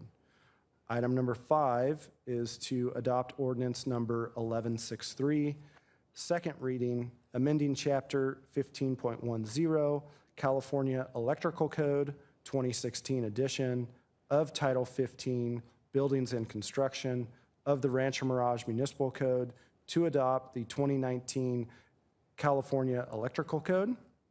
Item number 6 is adopt ordinance number 1164, second reading, repealing and replacing chapter 15.12, 2016 California Fire Code of Title 15, Buildings and Construction of the Rancho Mirage Municipal Code to adopt the 2019 California Fire Code. Item number 7 is adopt ordinance number 1165, second reading, adding chapter 15.14, California Residential Code, 2019 edition to Title 15, Buildings and Construction of the Rancho Mirage Municipal Code to adopt the 2019 California Residential Code. We're done with the ordinances. Item number 8 is the final acceptance of the Rancho Mirage Community Park Amphitheater improvements, the installation of the interlocking pavers. Item number 9 is the approval of 2 Special Assistance Fund awards to 2 qualified nonprofits for a total of $7,000. Each nonprofit is receiving $3,500. Item number 10 is the approval of contracts. Item number 11 is the approval of the demands, and staff is available to answer any questions. Okay, are there any questions from the council? This side, this side?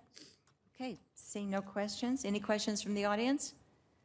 Seeing none, we'll close the audience comments and move to a vote. I'll move to accept the consent calendar. Second. Thank you. Motion carries 5-0. Thank you, Christy. And now we will move on to public hearings and item number 12. And this item is going to be handled by Kofi Antobam. He is the Director of Administrative Services, and this is regarding annexation of number 180 to Community Facilities District number 1 in connection with approval of Preliminary Development Plan PDP 18005-JP Morgan Chase Bank. Thank you. Thank you, Mayor. Good afternoon, Council. This item is to hold a public hearing on annexation number 180 into Community Facilities District number 1, and is the second and final step in the city's standard process for annexations into CFD number 1. The first step was considered and approved by the council at the October 21st council meeting. The territory proposed for annexation is located on the south side of Highway 111 at the signalized intersection and Bob Hope Drive, and as displayed on your screen, that is the area bordered in red.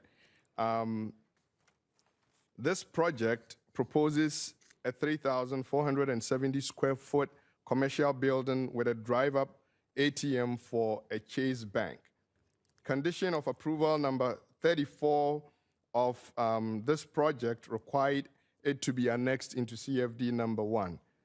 At the conclusion of today's public hearing, provided written protests have not been filed, and in the absence of a majority protest, the City Council may consider adoption of the attached resolution calling for an election, declaring the results of the special election, determining validity of prior proceedings, approving the annexation of the territory, and directing staff to record an amendment to the notice of special tax lien.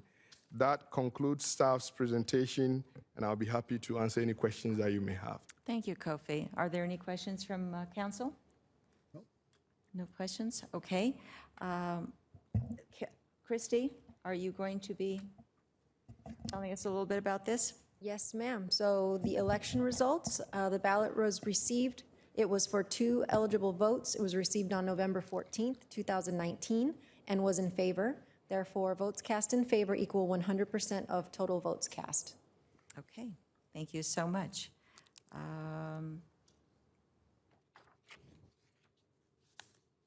Okay, I think we are finished with that, and we have a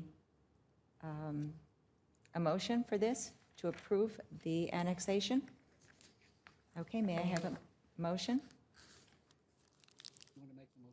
So moved. So moved, okay, and may I have a second? Second. Okay, please vote.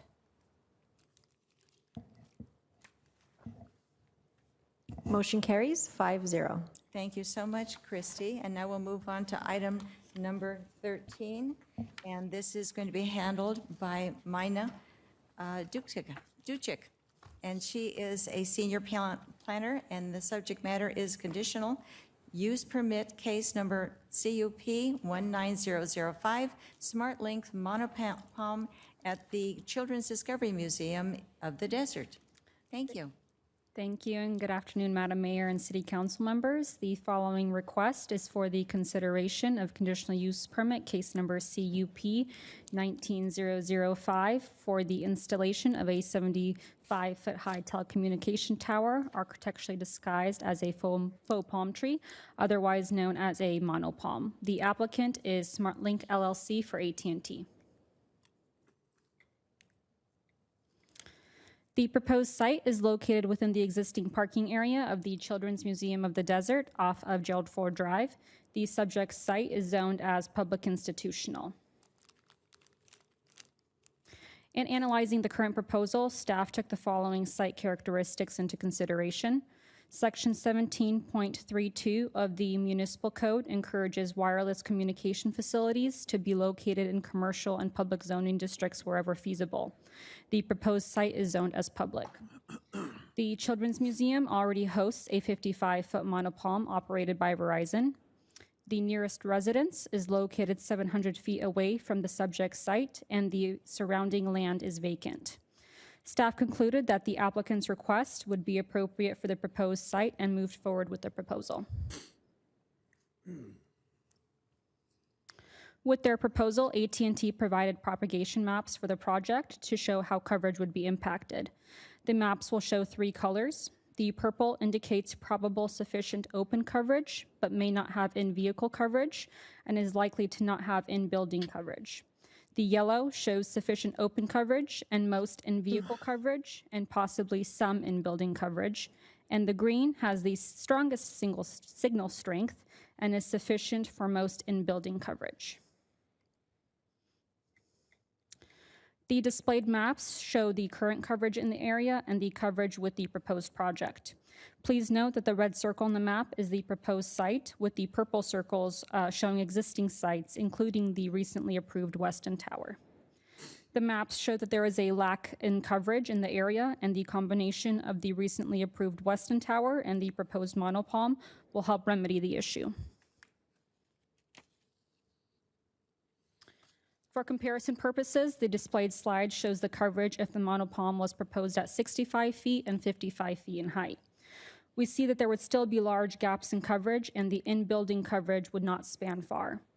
The coverage does not span much farther between the two heights. Staff's analysis of the provided maps concluded that the gaps are most efficiently eliminated with the proposed 75-foot-high monopalm.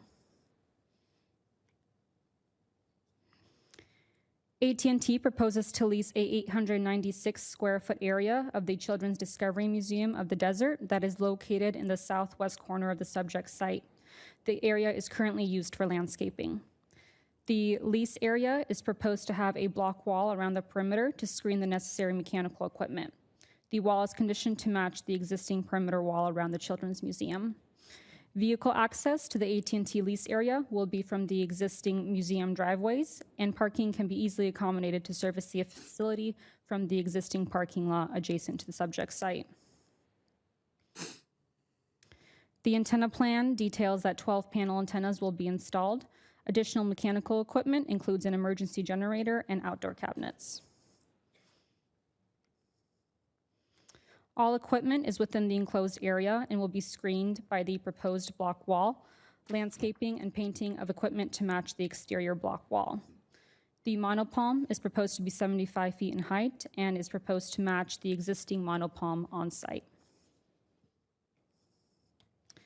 4 Mexican fan palms are proposed in the vicinity of the proposed monopalm as a way to introduce a natural element to the project, and they range in height from 40 feet to 50 feet. Cat's claw vines are proposed along the exterior of the enclosure. The next few slides will show renderings from different viewpoints of the proposed project. The first slide shows the view from Gerald Ford Drive, looking south from the secondary drive aisle. The next rendering shows the view from the southeast corner of the existing site. View 3 shows a rendering of the monopalm as you travel east down Gerald Ford and approach the Children's Museum. And the final rendering shows a comparison of the existing monopalm on site and the proposed. The view is from the southeast corner beyond the property. That concludes my presentation. I'd be happy to answer any questions. Thank you, Mina. Are there any questions from council on this side? Anyone with questions on this side? I do have a question. I'm a little unsure as to what was the recommendation of the Planning Commission with respect to the height of the palm? The Planning Commission recommended approval of the proposed height.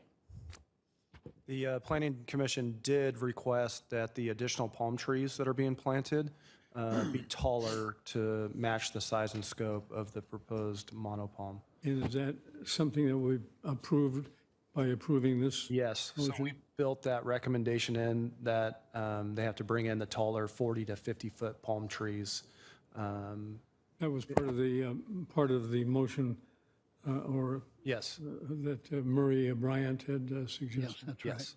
Yes, and the applicant has already revised the landscape plan to show the revision. Okay. Thank you. Okay. Any other comments on this side? Question. Just a brief question on the location of the facility. I noticed that it's about 700 feet closest to the nearest home. This is probably the greatest of any distance in the city of Rancho Mirage, isn't it? I'm not sure about all the distances within the city. We have quite a few towers, but it is very far away from the nearest residence. And about a half mile. How many people do you think are going to be able to utilize this system for cell service as opposed to what was there previously? So if we pull up the propagation maps that show the coverage in the area, can I get that? I know this is a major area for cell The coverage. two towers together will help fill in a large gap within that specific area. It's a known problem currently, and with the Weston Tower and the proposed project, we can see in the green that there would be a large impact on the surrounding residential. Do you have a figure as to what the actual increase in acreage is as far as coverage? I don't have an exact count. Victoria Falls will benefit big time on this, won't they? Yes, Victoria. Yeah, and when you look at the middle of our city, if you look at the map on the left, the purple's bad. So, we have this huge section through the middle of our city that's residential. And cell phone towers are on commercial properties. So this is a known problem area in our city because the lack of commercial properties. This is primarily all residential. So really what we're looking at is the Children's Discovery Museum is kind of an ideal location for a larger tower simply because of its proximity of nothing's around it, basically. So you're able, as cell phone towers get taller, you cover a wider area of your city. So we're taking advantage of an area of our city where we really struggle with coverage because of the lack of these commercial properties. So we're using one of our few commercial properties and we're giving it a little bit more height than is typical because it's off by itself. Annenberg Trust owns the land behind it, so nothing's going to develop there in the future. And we're trying to solve, so the picture on the right really shows the difference between where we sit and what's going to be created with this. So you see how much purple is replaced by the green. So that's Victoria Falls. That gets into the Tamarisk neighborhood. That gets into Mission Hills. So we're really going to be able to solve a pretty big gap in the AT&T coverage with this tower. Good work. Mayor? Yes. This is really one of the areas that most of the people who live in Rancho Mirage are concerned about. For the last couple of years, when you go out and talk to the residents, they all say, what are we going to do about our cell service? And what we've had an opportunity to do in the last year or two is get the cell site built at the Weston, and then the addition of this cell tower will certainly make a lot more use for these residents in the area. So it's a major issue. I think we've continued to address that, and looking forward to the future, I'm sure we'll have additional sites. And I couldn't agree more with you, Richard. I know that residents and businesses have been struggling with the quality of reception for years, and this is really going to be a bonus. And my next question to Mina, though, was when was this going to be installed? Because I know sometimes we don't have the greatest history with, after we approve of something, a cell phone tower, we struggle to get it installed, and sometimes it falls by the wayside. Perhaps the applicant could help address that question. Okay, all right. We'll open it to public comments, and the public hearing is, why don't you come on up?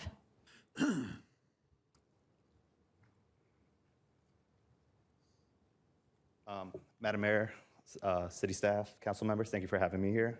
I'm here on behalf of AT&T, and my colleague Tyler's here. To answer your question about the construction of it, right now, as soon as we get a deemed approval from city planning and from city council, we would apply for building permits, get that going, and then hopefully by next year, get into construction. And that's all in conjunction with Children's Discovery Museum, as we're still going back and forth for the lease agreement.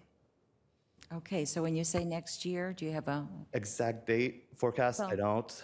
first 3 months, first 6 months? Oh, it's going to be towards the middle of the, I want to say, don't quote me on it, but middle of the next year. Okay. I have a question if I Yes, could. Dana. You have the answer. Can you tell us how many approvals you have in the city of Rancho Mirage that have not been used or completed? Not to my knowledge, if staff could answer that. The most recent approval was with the Weston, and prior to that, I'm not sure when the most recent beyond that AT&T approval was, but that's something I could get the answer to, absolutely. Well, my recollection is that it's somewhere like 3 or 4. In all carriers, it's, I believe it's around 40% of a not build rate. So it goes through the process, the city approves the tower, and I think we're at about a 40% rate where those towers aren't getting built. About how long has AT&T had on whatever the longest unbuilt tower that's been approved? Well, the entitlements expire after 2 years, so anything that was approved beyond 2017 wouldn't have any current entitlement. You're saying that It's 2 years. it is 2 years? It's 2 years, and then the And entitlement it's a complete expires. erasure of the approval? Yep, and they have to come back through the process. And so, obviously, with the Weston Tower that was approved by the council, that one's under construction right now. This one, because it's a monopalm, that can be built a little bit quicker than the one at the Weston, because the Weston was disguised as a tower, a clock tower. So these monopalms are a little bit easier for them to build, and I would imagine from AT&T's standpoint, they know they have a big gap here, and this is probably going to be a very valuable tower for them because of the coverage area that they can affect with this tower. So the taller the tower, the more valuable it is because you reach more customers. Right. Do you agree with what our city manager just said? That is correct. And Mayor Pro Tem, I'd like to add, this is a high-profile site for AT&T and a priority site. So rest assured, we will build the site. Okay, it's kind of embarrassing to a city council to give approvals, and then the company, AT&T or somebody else, doesn't do anything with it. I guess this 2-year limitation hasn't been on there. I don't know how long 2 years has been a limitation period, but I'm glad to hear it. But do you anticipate any other AT&T projects that are open for construction or development beside the two, this one and the one we have at the Weston? Any other from your company, AT&T? Not to my knowledge. AT&T contracts out a lot of consultants. We're one of them, SmartLink, and then there's a whole bunch. So they may or may not have contracted services to do the same thing. But we do have, as Mina put up on the propagation map, there is existing cell sites currently within city of Rancho Mirage, in additional to the Weston Tower. And it's your view that this is an important priority site? That is correct. I can speak a little bit more to that. Tyler Kempman, the planning manager for SmartLink, and represent AT&T. This site also has FirstNet capabilities, so it's providing coverage for first responders, which is something that AT&T is under a lot of pressure to provide for all municipalities and cities to have a federal network for first responders across the nation. So it's definitely a priority. It's definitely something they want to accomplish, and that's one of the driving factors. In addition to civilian and regular commercial network, increasing that network also for first responders. So it's a high priority and something that they definitely want to get done as soon as possible. So Great. It'll get done. Thank you for the representation. We hope that you're able to succeed in getting it done quickly. Okay.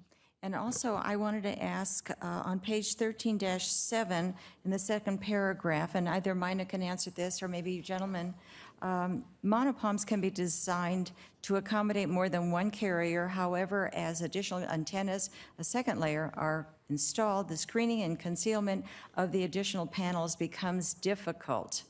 Number one, who decides on the future carriers? And when you have a difficult situation, how does that get remedied? I'm happy to answer that question. So when it comes to additional carriers, if it's a co-locatable facility, it kind of depends on what the other carrier will want to put on the facility.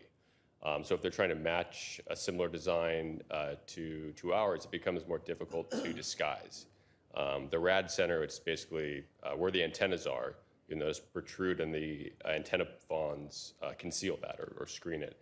Lower than that is really just I forget what it refers to, but there's really not a whole lot of screening there. There are ways to do that, but they're not as attractive or visually appealing as it is when you have just the fronds screening it. So the palm fronds would not conceal They would conceal additional- they would ours, yeah. conceal yours, but would not necessarily conceal the additional carriers. Not the current fronds, so they'd have to place additional fronds or provide additional screening to be able to conceal whatever carriers or whatever And how antennas large would would go on. those carriers units be? It really depends on what that particular cell wireless carrier wants to put on the tower. So whatever their gap in coverage is and what they were trying to accomplish would then dictate how many antenna, how many RU, what kind of configuration. That'd be the best way to answer that. And in your experience, how soon after the installation that you install do other carriers come to you and request adding on to yours? That's a very site-dependent question, and also depending on what type of gaps an existing carrier would have. So there is an existing Palm there, and so that's definitely one of the soon-to-be 3 carriers has already been accounted for. So that would just leave the other carrier in the area, and I don't know if they have existing coverage or if they have a site nearby. So that's really something that whoever doesn't have a site on that particular site would have to address, but they may very well have another wireless facility in the area that already provides coverage for that. So you're talking about someone like Sprint? Sure. Okay. Sprint, T-Mobile, Verizon would be the other 3, and it's with the merger, just 2 others. So.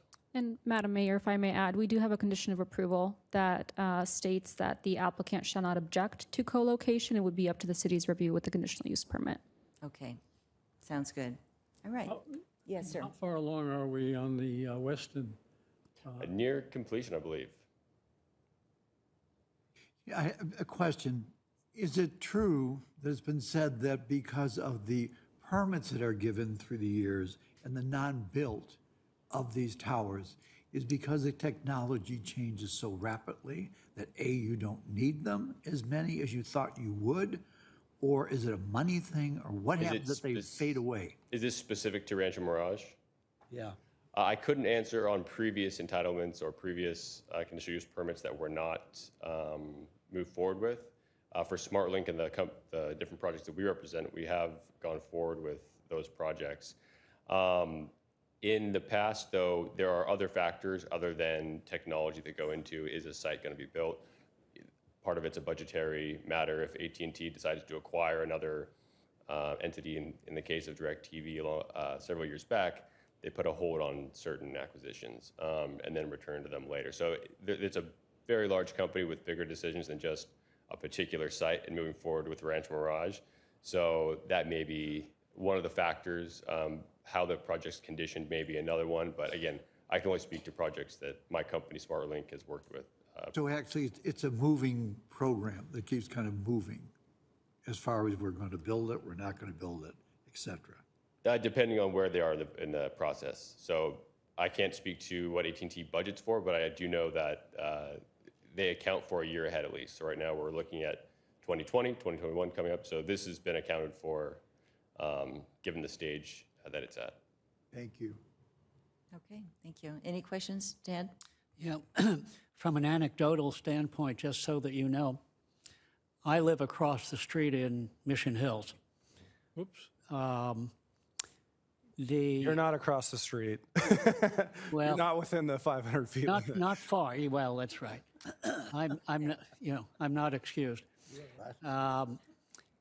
However, for years, I was an AT&T subscriber and switched probably 5-7 years ago to Verizon for the very reason that, I'm enthused about this tower.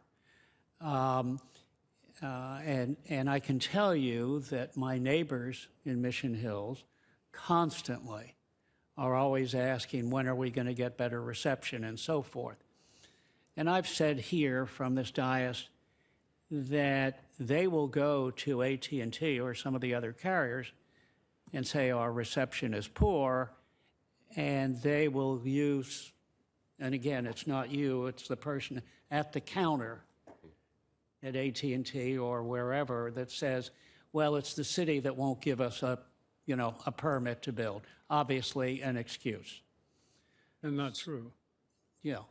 And what I've done, frankly, is I have, even from here, I've given people maps showing the location of every tower in Rancho Mirage, and also identifying all of the towers where the permits had been approved previously and never built.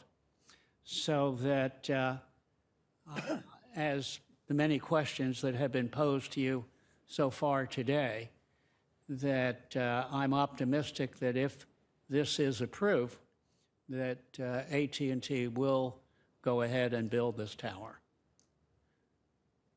Can AT&T, ask whichever authority between us, can AT&T get approval for a tower, start it, get it 1% forward toward the end of it, and then walk away from it and still be able to hold on to the site for their company, even though there are other companies that would like to come in and actually finish that building and getting it going? Does that change the dynamics of how long a company can hold on to property, hold on to the approval without there having been any material progress? So I can answer that for you, Mayor Pro Tem. So once the applicant acts on a building permit, once a building permit is issued, well, then there are stipulations with how quickly they must execute that building permit. They have to get inspections, at least one inspection a year to keep that permit alive. Okay, well, let me ask our city attorney your view of it, the answer to my question. He's correct. You can't that's all there is to it? You're right. Yes, since it doesn't vest forever, they have to execute it. You passed the test, Jeremy. Now, otherwise, the permits will expire, and they have to start all over again. Okay, so And we can force them to take it out. a little bit of progress is not going to cause us to be restricted to the one person that has made that progress, or the one company that's made that progress. In other words, you can't start it, go 5%, and walk away from them and hold the permit. Correct. It's not vested for life. They don't meet those deadlines. So how long could they go to take to build? To take to build the particular project? How long can they take, or how long is it an excuse to say, "Hey, we're building. We just added a couple of prawns, or some dates, or whatever." According to the California Building Code, to the state, they have to get one inspection per year. So as long as they get an inspection done and they're making progress, at least one per year, then they can keep the project alive. And it is expressly stated that there has to have been progress? Yes, they have. Progress defined in any manner, like a percentage of the whole? There are a number of inspections that are required, so as the inspections come up, as long as they get an inspection and pass an inspection, that keeps the project alive. Okay, now I'm not going to ask the city attorney who agrees with you, because it sounds like you know what you're talking about. Know what he's talking about. That's what he does. And Well, I Dana, thought you had wanted to talk. That's the reason, by the way. Is that why you did that? Yeah. and Dana, I can absolutely agree with your concern, because so many projects, if you're in the building, if you've done any construction, you're always concerned that your contractor or somebody is going to walk away from the project and you're going to get left stuck with it. And, people say, well, I started it, or I've gotten this far. What are the guarantees that we would have that a project will be completed? So I guess I would speak from for several perspectives. One is that once the project is started and allocated to a general contractor, there's a team of people who are depending on that to go forward and are employed to do so. The other is that once construction starts, AT&T is typically paying a lease to in this case, Children's Museum. So financially, it makes no sense for AT&T to just start building a little bit and then revisit that later, having to get all the wheels turning again while still paying out rent essentially at the same time. So that would be a poor decision to not, and I don't think that they would do that. Well, as you can see, this is a very sensitive subject for the council and for our residents who depend on these cell towers being built, which have been promised to them by these companies, and then they just kind of fade away, even though we've issued permits. So we don't want you to feel too much pressure, but we do have concerns.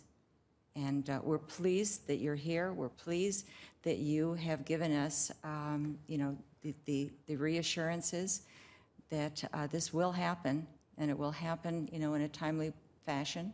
So I thank you so much for being here. And if there are no more questions. Well, I think I have a more definitive answer. So with the conditional use permit, you have to start using it within 12 months. And if there's if the work stops for 12 months or more, the CUP is expired.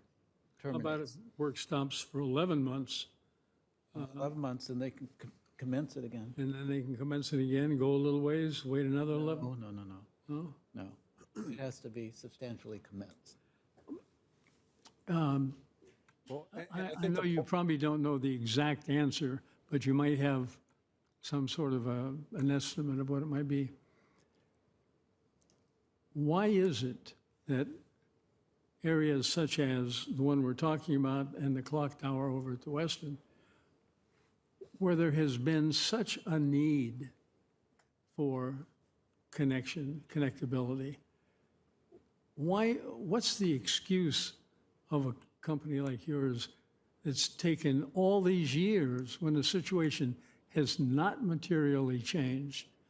Our need has been out there all that time. We've been crying and screaming. The residents they're crying and screaming, not shooting yet.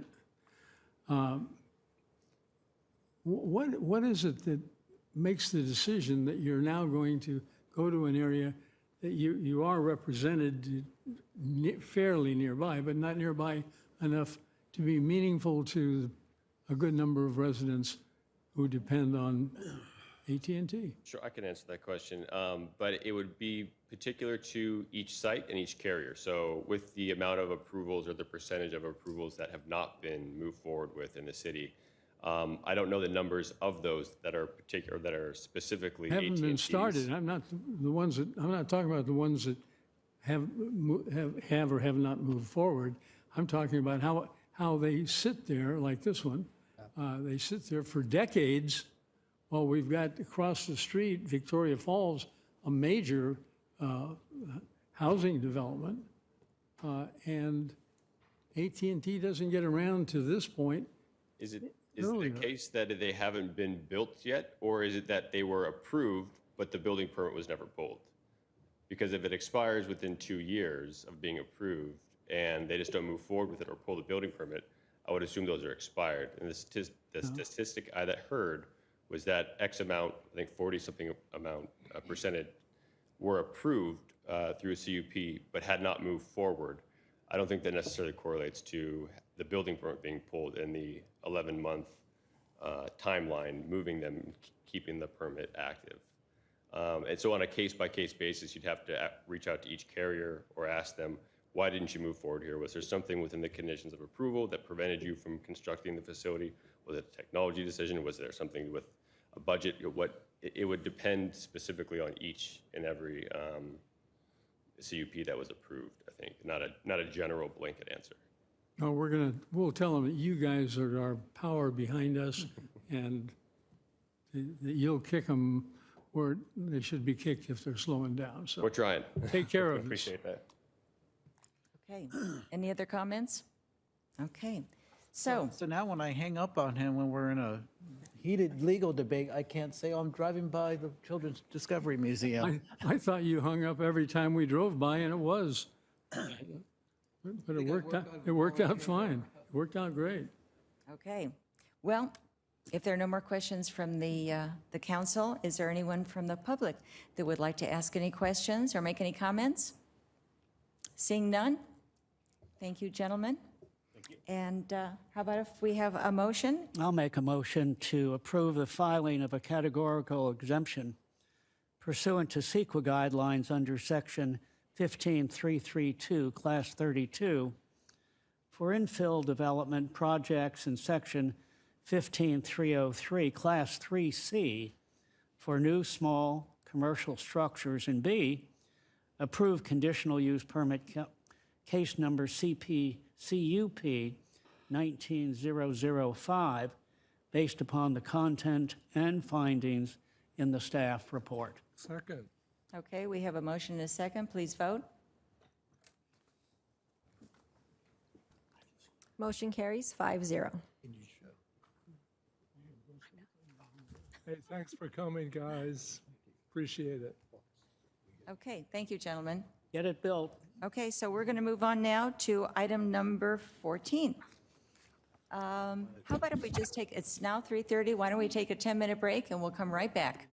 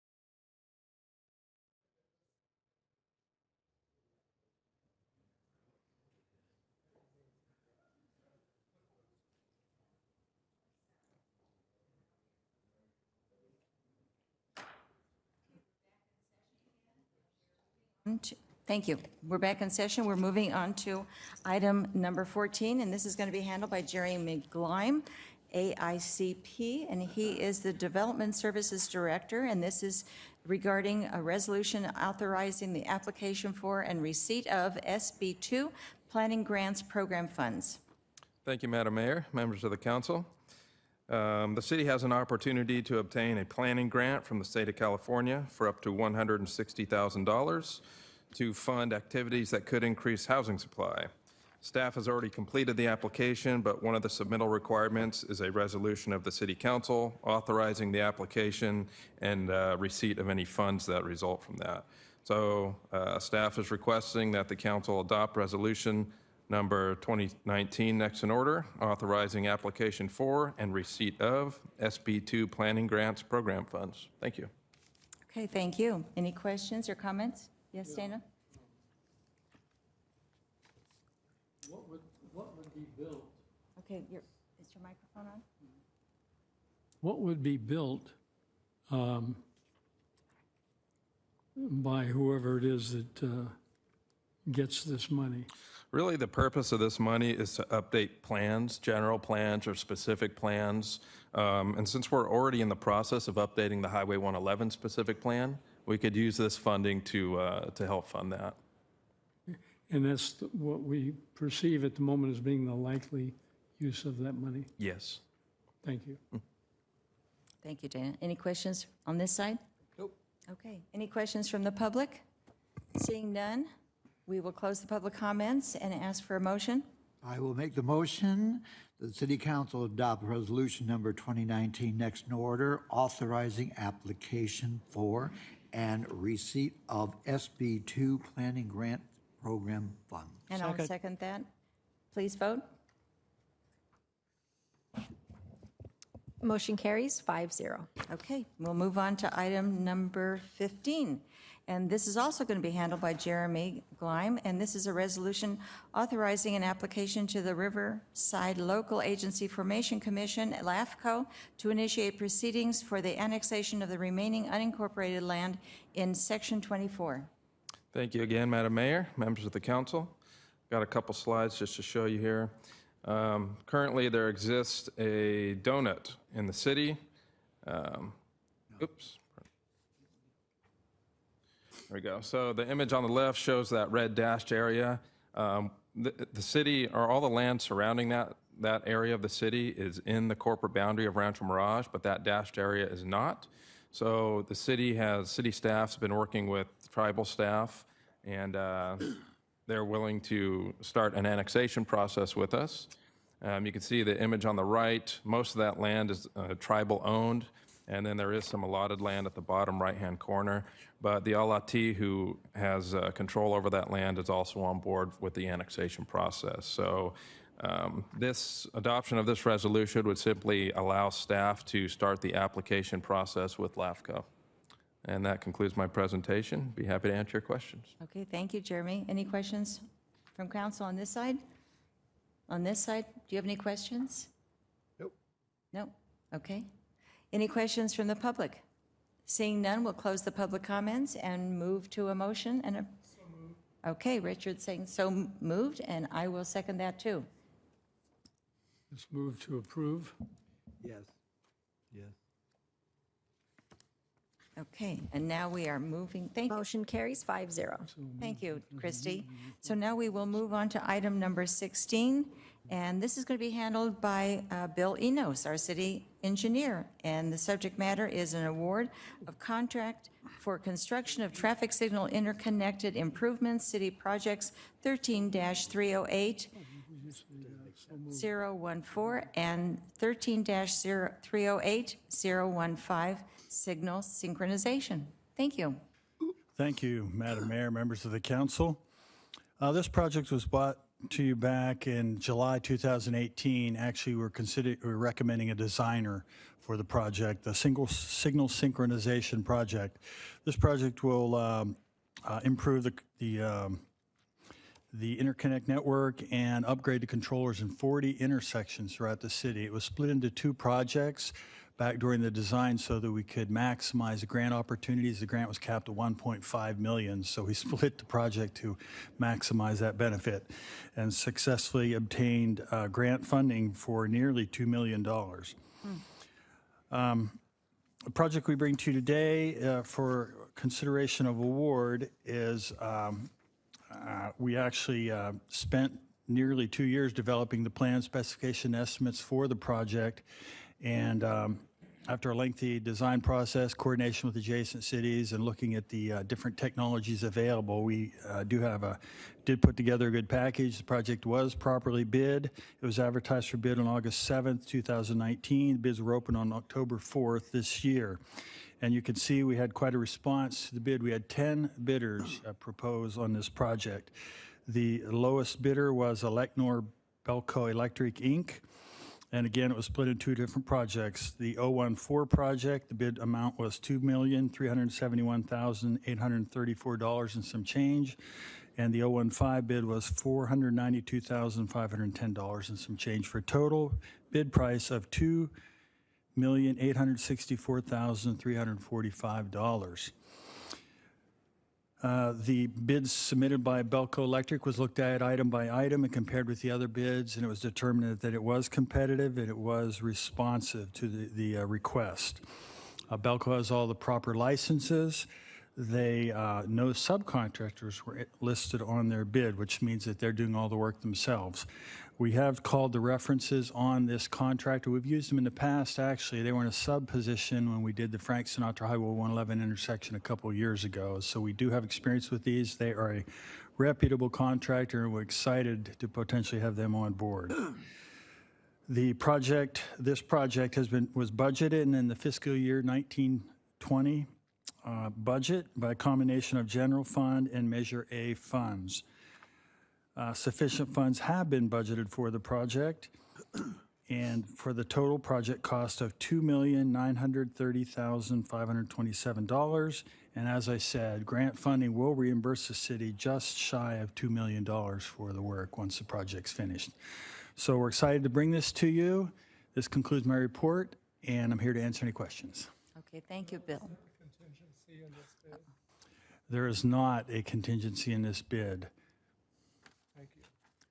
Okay. I think Isaiah is going to add a little something. Yeah, just quickly to recap, because sometimes the conversation's had early on in a project life cycle, and certain assertions are made about it, and then a year later, it's forgotten.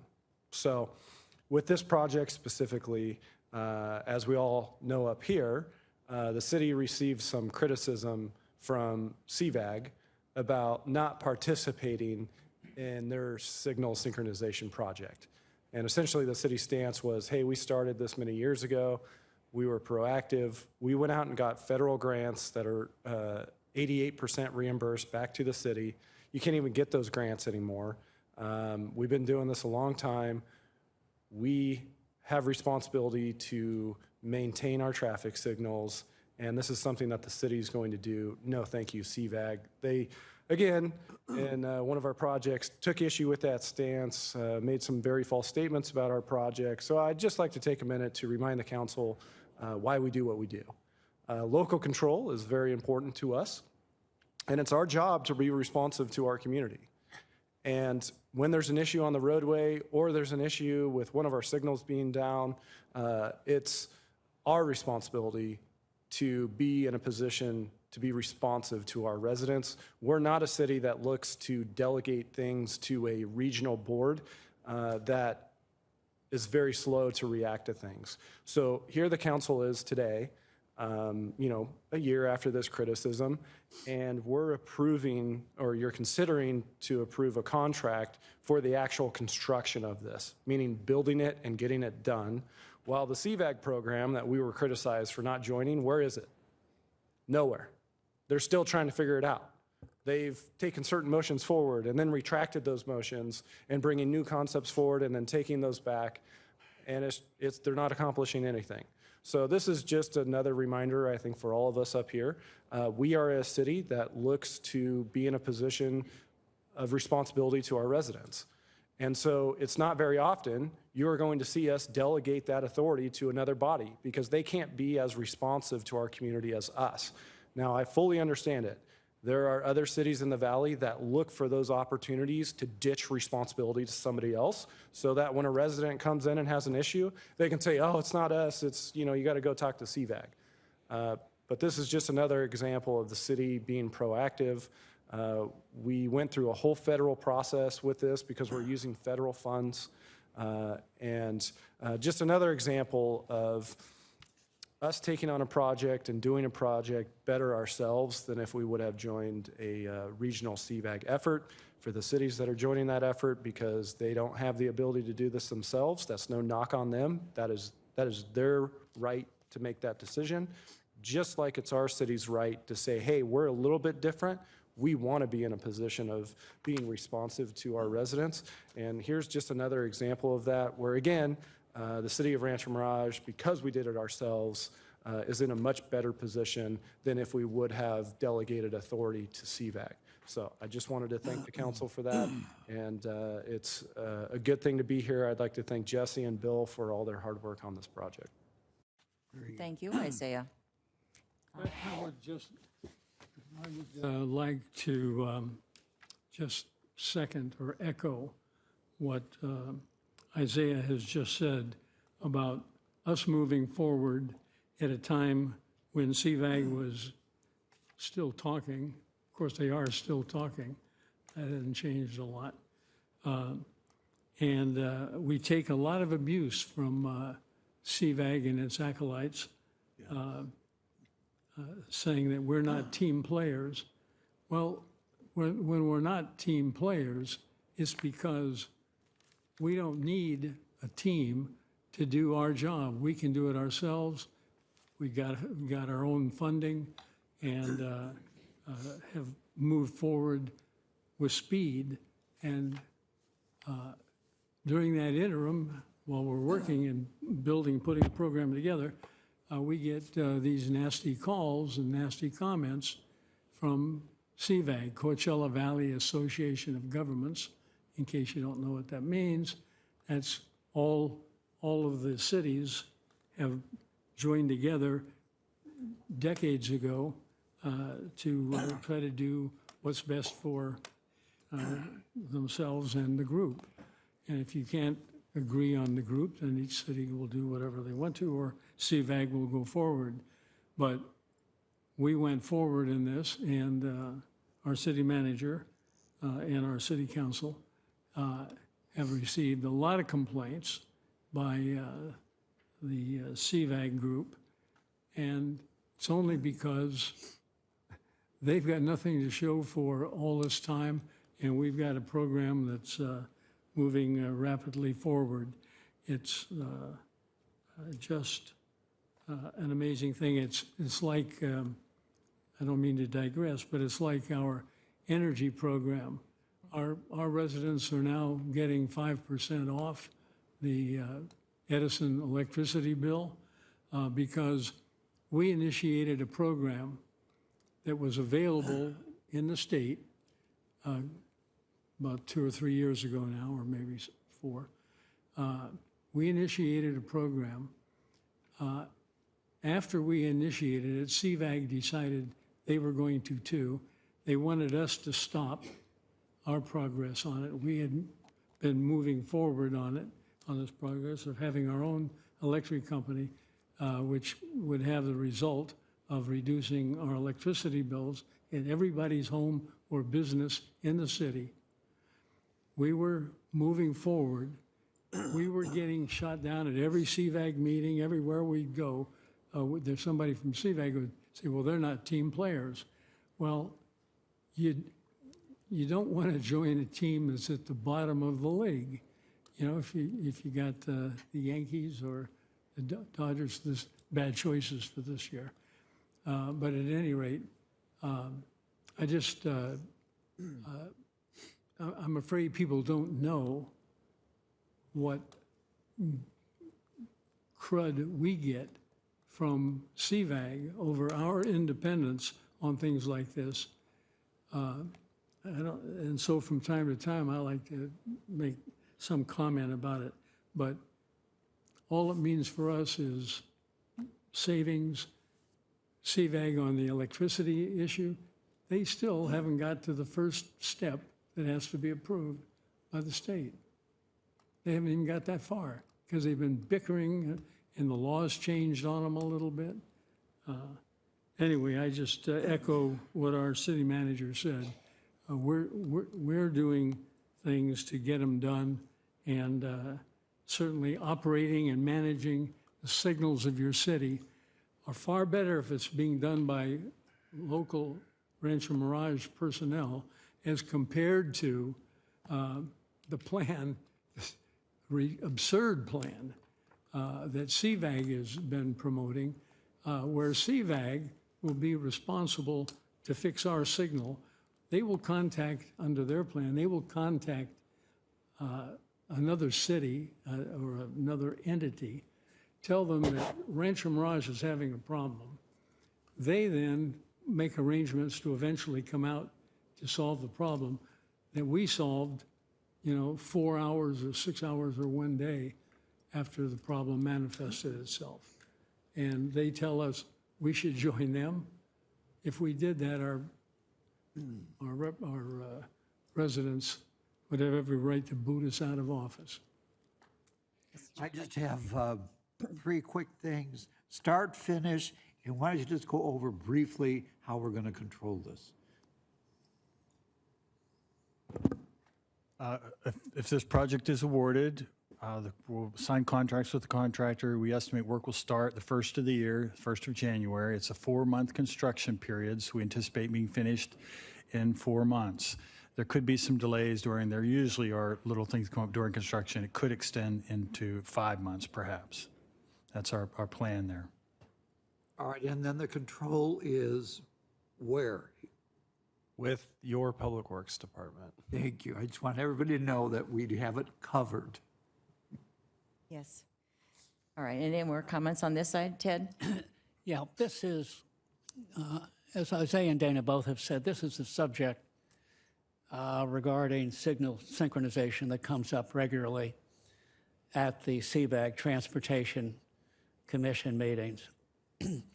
And indeed, we are criticized for, in theory, not going along. But we really do, from this standpoint, we like to think that we're far enough advanced on our own that when we have meetings, Jesse and the Public Works people include the other cities in our meetings as to what we're doing from our own synchronization standpoint, because we do want to cooperate with them if and when they ever get their synchronization program together and started, that we can assist. And when there is a special event going on in the valley, that we can coordinate our roads along with theirs. So that, yes, we take a lot of criticism, yes, we take a lot of abuse, but on the other hand, as Dana pointed out, things like the Rancho Mirage Energy Authority still has not come to fruition at the CVAG level. We've gone ahead. We have now passed on $1.4 million in savings to our residents. Just as with this signal synchronization program, we're going to go ahead. And if I'm not mistaken, Bill, based upon the numbers you've just represented, we have grants that cover essentially all but $1 million. Is that? That's correct. At this point, which is pretty remarkable. So that of this $3 million, $2 million has already been covered in grants. So congratulations, great job. Yeah, and one more thing to add with the project is a lot of times when we don't participate in these CVAG projects, the first accusation we get is you're being bad regional partners. So with this project that you're considering today, Jesse worked very closely with Cathedral City and Palm Desert, our neighbors, because we do share some roadways. So where half the roadway is in Rancho Mirage, the other half of the roadway will be in the other city. So with this project, the interesting thing about it is obviously one of the major thoroughfares is Monterey Avenue. And so this project is focusing in part on Monterey. Well, what's interesting is Rancho Mirage and the city of Palm Desert have always worked together when it comes to the development of Monterey Avenue. And this project was the same way. We, Rancho Mirage, went out and got these grants that you can't even get anymore. And we worked with Palm Desert through the process. And when you go down Monterey, some of the intersections, some are actually controlled by Rancho Mirage, others are controlled by the city of Palm Desert. It depends on where the traffic control box is and the placement of the signals and the equipment. So with this project, we said, hey, Monterey is an important thoroughfare, and some of the improvements that we're paying for and bringing in are going into the city of Palm Desert. Because when it comes to the function of that roadway, it doesn't matter that half of it's in Rancho Mirage and the other half is in Palm Desert. It has to function as one intersection and one roadway. So just another example of kind of when we get those charges, here's another example of us actually paying for improvements that are going into the city of Palm Desert as well. It has nothing to do with being a bad regional partner or a bad neighbor.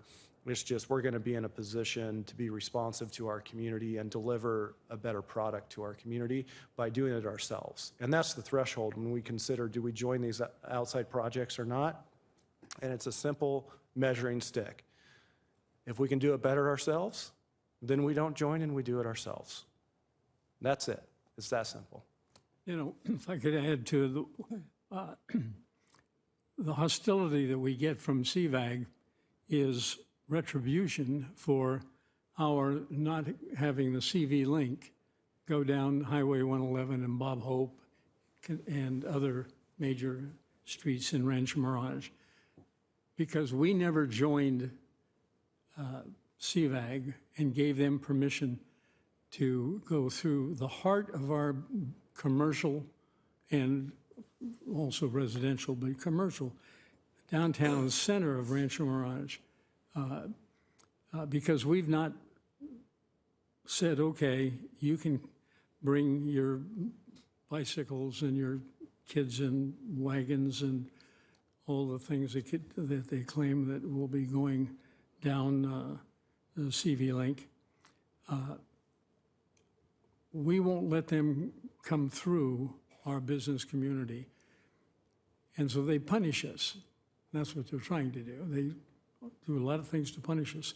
The interesting thing is, not one city, aside from Indian Wells, which has outlawed them just like we did, not one city has any portion of their business community impacted. They all are coming down, in some cases, even miles away from their city center. La Quinta, I think it's probably, I don't know if it's miles or not, but it's a long way. And the same thing for Coachella, it's on the north side of the 10 freeway. Yeah. At any rate, the fact that we don't and have not participated because they won't change the location. We offered them a street, we offered them Ramon Road. They say no, but not one of them is affected, has their, any aspect of their city business been affected by the CV link, where ours, CV link comes right to the center. Come down from College of the Desert, down that street, what's the name of that street? Parkview, come down Parkview to Highway 111. That's where it ends for Palm Desert. From there on, it comes down Highway 111 to Bob Hope, down Bob Hope a ways, and back over to Highway 111 behind the river, and disrupts us in a major way. They won't acknowledge that. They don't care that it disrupts us. They say, well, you're just not team players. But if you took a look at the route of each one of those cities, the route of CV Link, you'll see they're in the wash. Most of it's in the wash, not in Rancho Mirage because the wash isn't accessible to them. It has private ownership, and the other cities didn't. So that's what started it, because we said, we're not going to let you go down the center of Rancho Mirage. So ever since then, we've been punished. And so ever since then, we've decided that we would take these projects, and if we can do them ourselves and get them done faster and cheaper, we're going to do it. Why should we slow ourselves down because we're dealing with cities that don't have their act together, and mainly because of CVAG. Anyway, that's my CVAG update for this month. Well, thank you. And it's good to hear about all that information because a lot of people don't remember, and a lot of people who are new to the city are unaware of it completely. But when we talk about having local control, I think one of the finest examples, to me at least, was several months ago. And I've called Isaiah, I think, 3 times over the last couple of years, and last time was on a Sunday, and said, Isaiah, I am coming from Costco, driving south, and I'm on Monterey, and the lights are blinking. And is there any way we can fix them? And he said, no problem. And about 20 minutes later, I got an email that said, problem solved. The lights are working again perfectly. And each and every time I've called Isaiah, and he's called the right people, and it has been remedied immediately, and it just shows you how important it is to have local control where we don't have to go in a circuitous route to get something done. So I think we all benefit from it, and certainly, you know, we see how streets that we share with other cities benefit by our rapid responses and our ability to remedy problems. So with that said. By the way, let me add one more PS to mine. Okay. In our local elections, representatives from Palm Desert, and at least 3 additional of the cities. I'm afraid that I don't want to make a mistake and put somebody on the list who isn't, but Palm Desert is big time on the list. La Quinta is on the list. Their people, their council members have been involved in at least 2 of our elections. They send out mailers to our residents. Remember about 2 years or 3 years ago when we had to vote not to allow there to be CV Link here without a vote of the public? Remember that one? They had mailers coming from the mayor of Indian Wells, the mayor of La Quinta, and non-mayor members of the council. And they're all supported by CVAG and the head of CVAG. But to do that in another person's campaign, another city's election, because you want to force them, or they want to force us to put CV Link where they want CV Link in our city. And I mentioned where that was. Highway 111, Bob Hope, Country Club, and other cities. And any city that would do that to another city has no sympathy from me. And I like to remind people of what we're dealing with when we're dealing with CVAG, because that is CVAG motivating those people. They are the leaders on CVAG, those people who I've, from those cities. They are members of the CVAG Executive Committee, and in that position,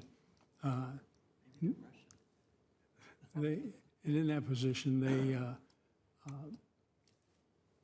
move over to their cities and send out postcards and mailers and stuff to try to make us look bad so that we will allow them to have CV Link down the wash and we get CV Link down the throat. Thank you, Dana. Thank you. Okay. And now back to Isaiah for a moment. Yeah, thank you, Madam Mayor. I just wanted to acknowledge our great public works staff. So somebody's on call 24/7 in the city of Rancho Mirage. One of our public works staff is on call 24/7. So if there's an issue in the roadway, an issue with a traffic signal, those are the guys that we call. And so it doesn't matter what time it is or what day it is. So when we're alerted to a situation by the community, it's the public works staff that are extremely responsive and take a really good care of our roadways and our traffic signals. So Jesse, be sure to tell the staff what a great job they're doing. And say there were a few amens from the rest of us. Yes, amen. And then certainly the 3 times that I remember calling you, it was remedied immediately. I had the easy job. I just called the after-hours Whatever it number, and was. somebody else fixed Whatever it. it was, it got taken care of. So anyway, we are finished with Bill's report. I did have one question, and I don't know if it's relevant or not, but these improvements are so technically advanced. When was the last improvements, when were the improvements made, and do we see any time in the near future where they need to be improved again? Well, the first question about how old are our current improvements? It varies in the city. Some are very recent, some are very old. So it depends. Over the years, we replace things as they wear out. So we have varied, but this updated controller system is necessary for the communication, and actually the systems we have out there now are actually programmed in the field, the signal timing. And this updated system will allow us to do all this, to send this information up into the cloud, and it'll be cloud-based and be accessed from there. So all the signals will communicate. It can all be adjusted, be monitored. We're installing 7 cameras along the 111 corridor and then up Bob Hope. And so the traffic can be monitored from City Hall, and when there's congestion after an event or an accident perhaps, it needs to be changed, it can be changed from City Hall, and that's the real advance we're looking for. We're setting up a traffic management center, which will be a computer server with a large screen TV. Also at the yard that we monitor for our traffic signal technician folks over at the yard, where they can access it also. So it'll really be advanced for us. The communications will be great. We'll be able to communicate with our adjacent neighbors to solve issues there too. So we're real excited about it. Well, I think that anybody watching this show will be very impressed with this kind of technology that we've been able to bring in on our own, and that we are so strongly in favor of local control, and these are the examples of why. So, thank you. Richard has a question? Okay. Bill, are we involved in upgrading these systems to the G5 future cabling? Is this involved in the same process? I think Isaiah has a comment on it. Yeah, so the 5G technology is a wireless technology, and we do, so part of this project is fiber connections, so an internet connection between the signals, so that, as Bill was describing, remotely you can make live changes to your timing on your signals, monitor the situation. There are some cases where we are using, it's not 5G, it's like a radio connection. So where we don't have an internet connection in the ground, you set up these 2 radio receivers, and you can communicate over a distance without having the wire in the ground. So the system will utilize a mix of technologies depending on the circumstances that we're looking at. Thank you. Thank you, Bill. Thank you. All right. Is there anyone in the audience who would like to comment or ask a question? Seeing none, we will close the public comments and move to a motion. Is there someone that would like to? Why don't I go ahead and do it? Go ahead. Okay, because I like reading the big numbers.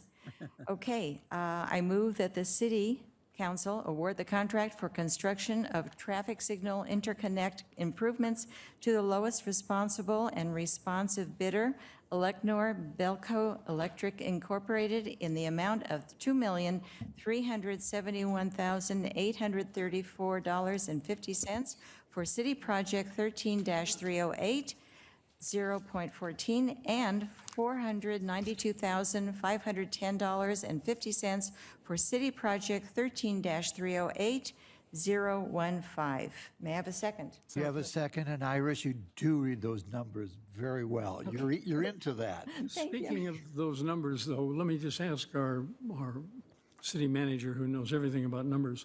Yeah. Shouldn't we make it a policy, if we can, where we don't end up the number of the cost of whatever it is we're dealing with ending in 50 cents? How about just end it in the even dollar? So that's, sure. And that's just dictated by the proposal that was submitted. And we have a policy of no contingencies on contracts. So staff has gotten accustomed to putting the exact amount in. We will round up in the future. In our day, it would be called 4 bits. I think it would be easier for Yeah.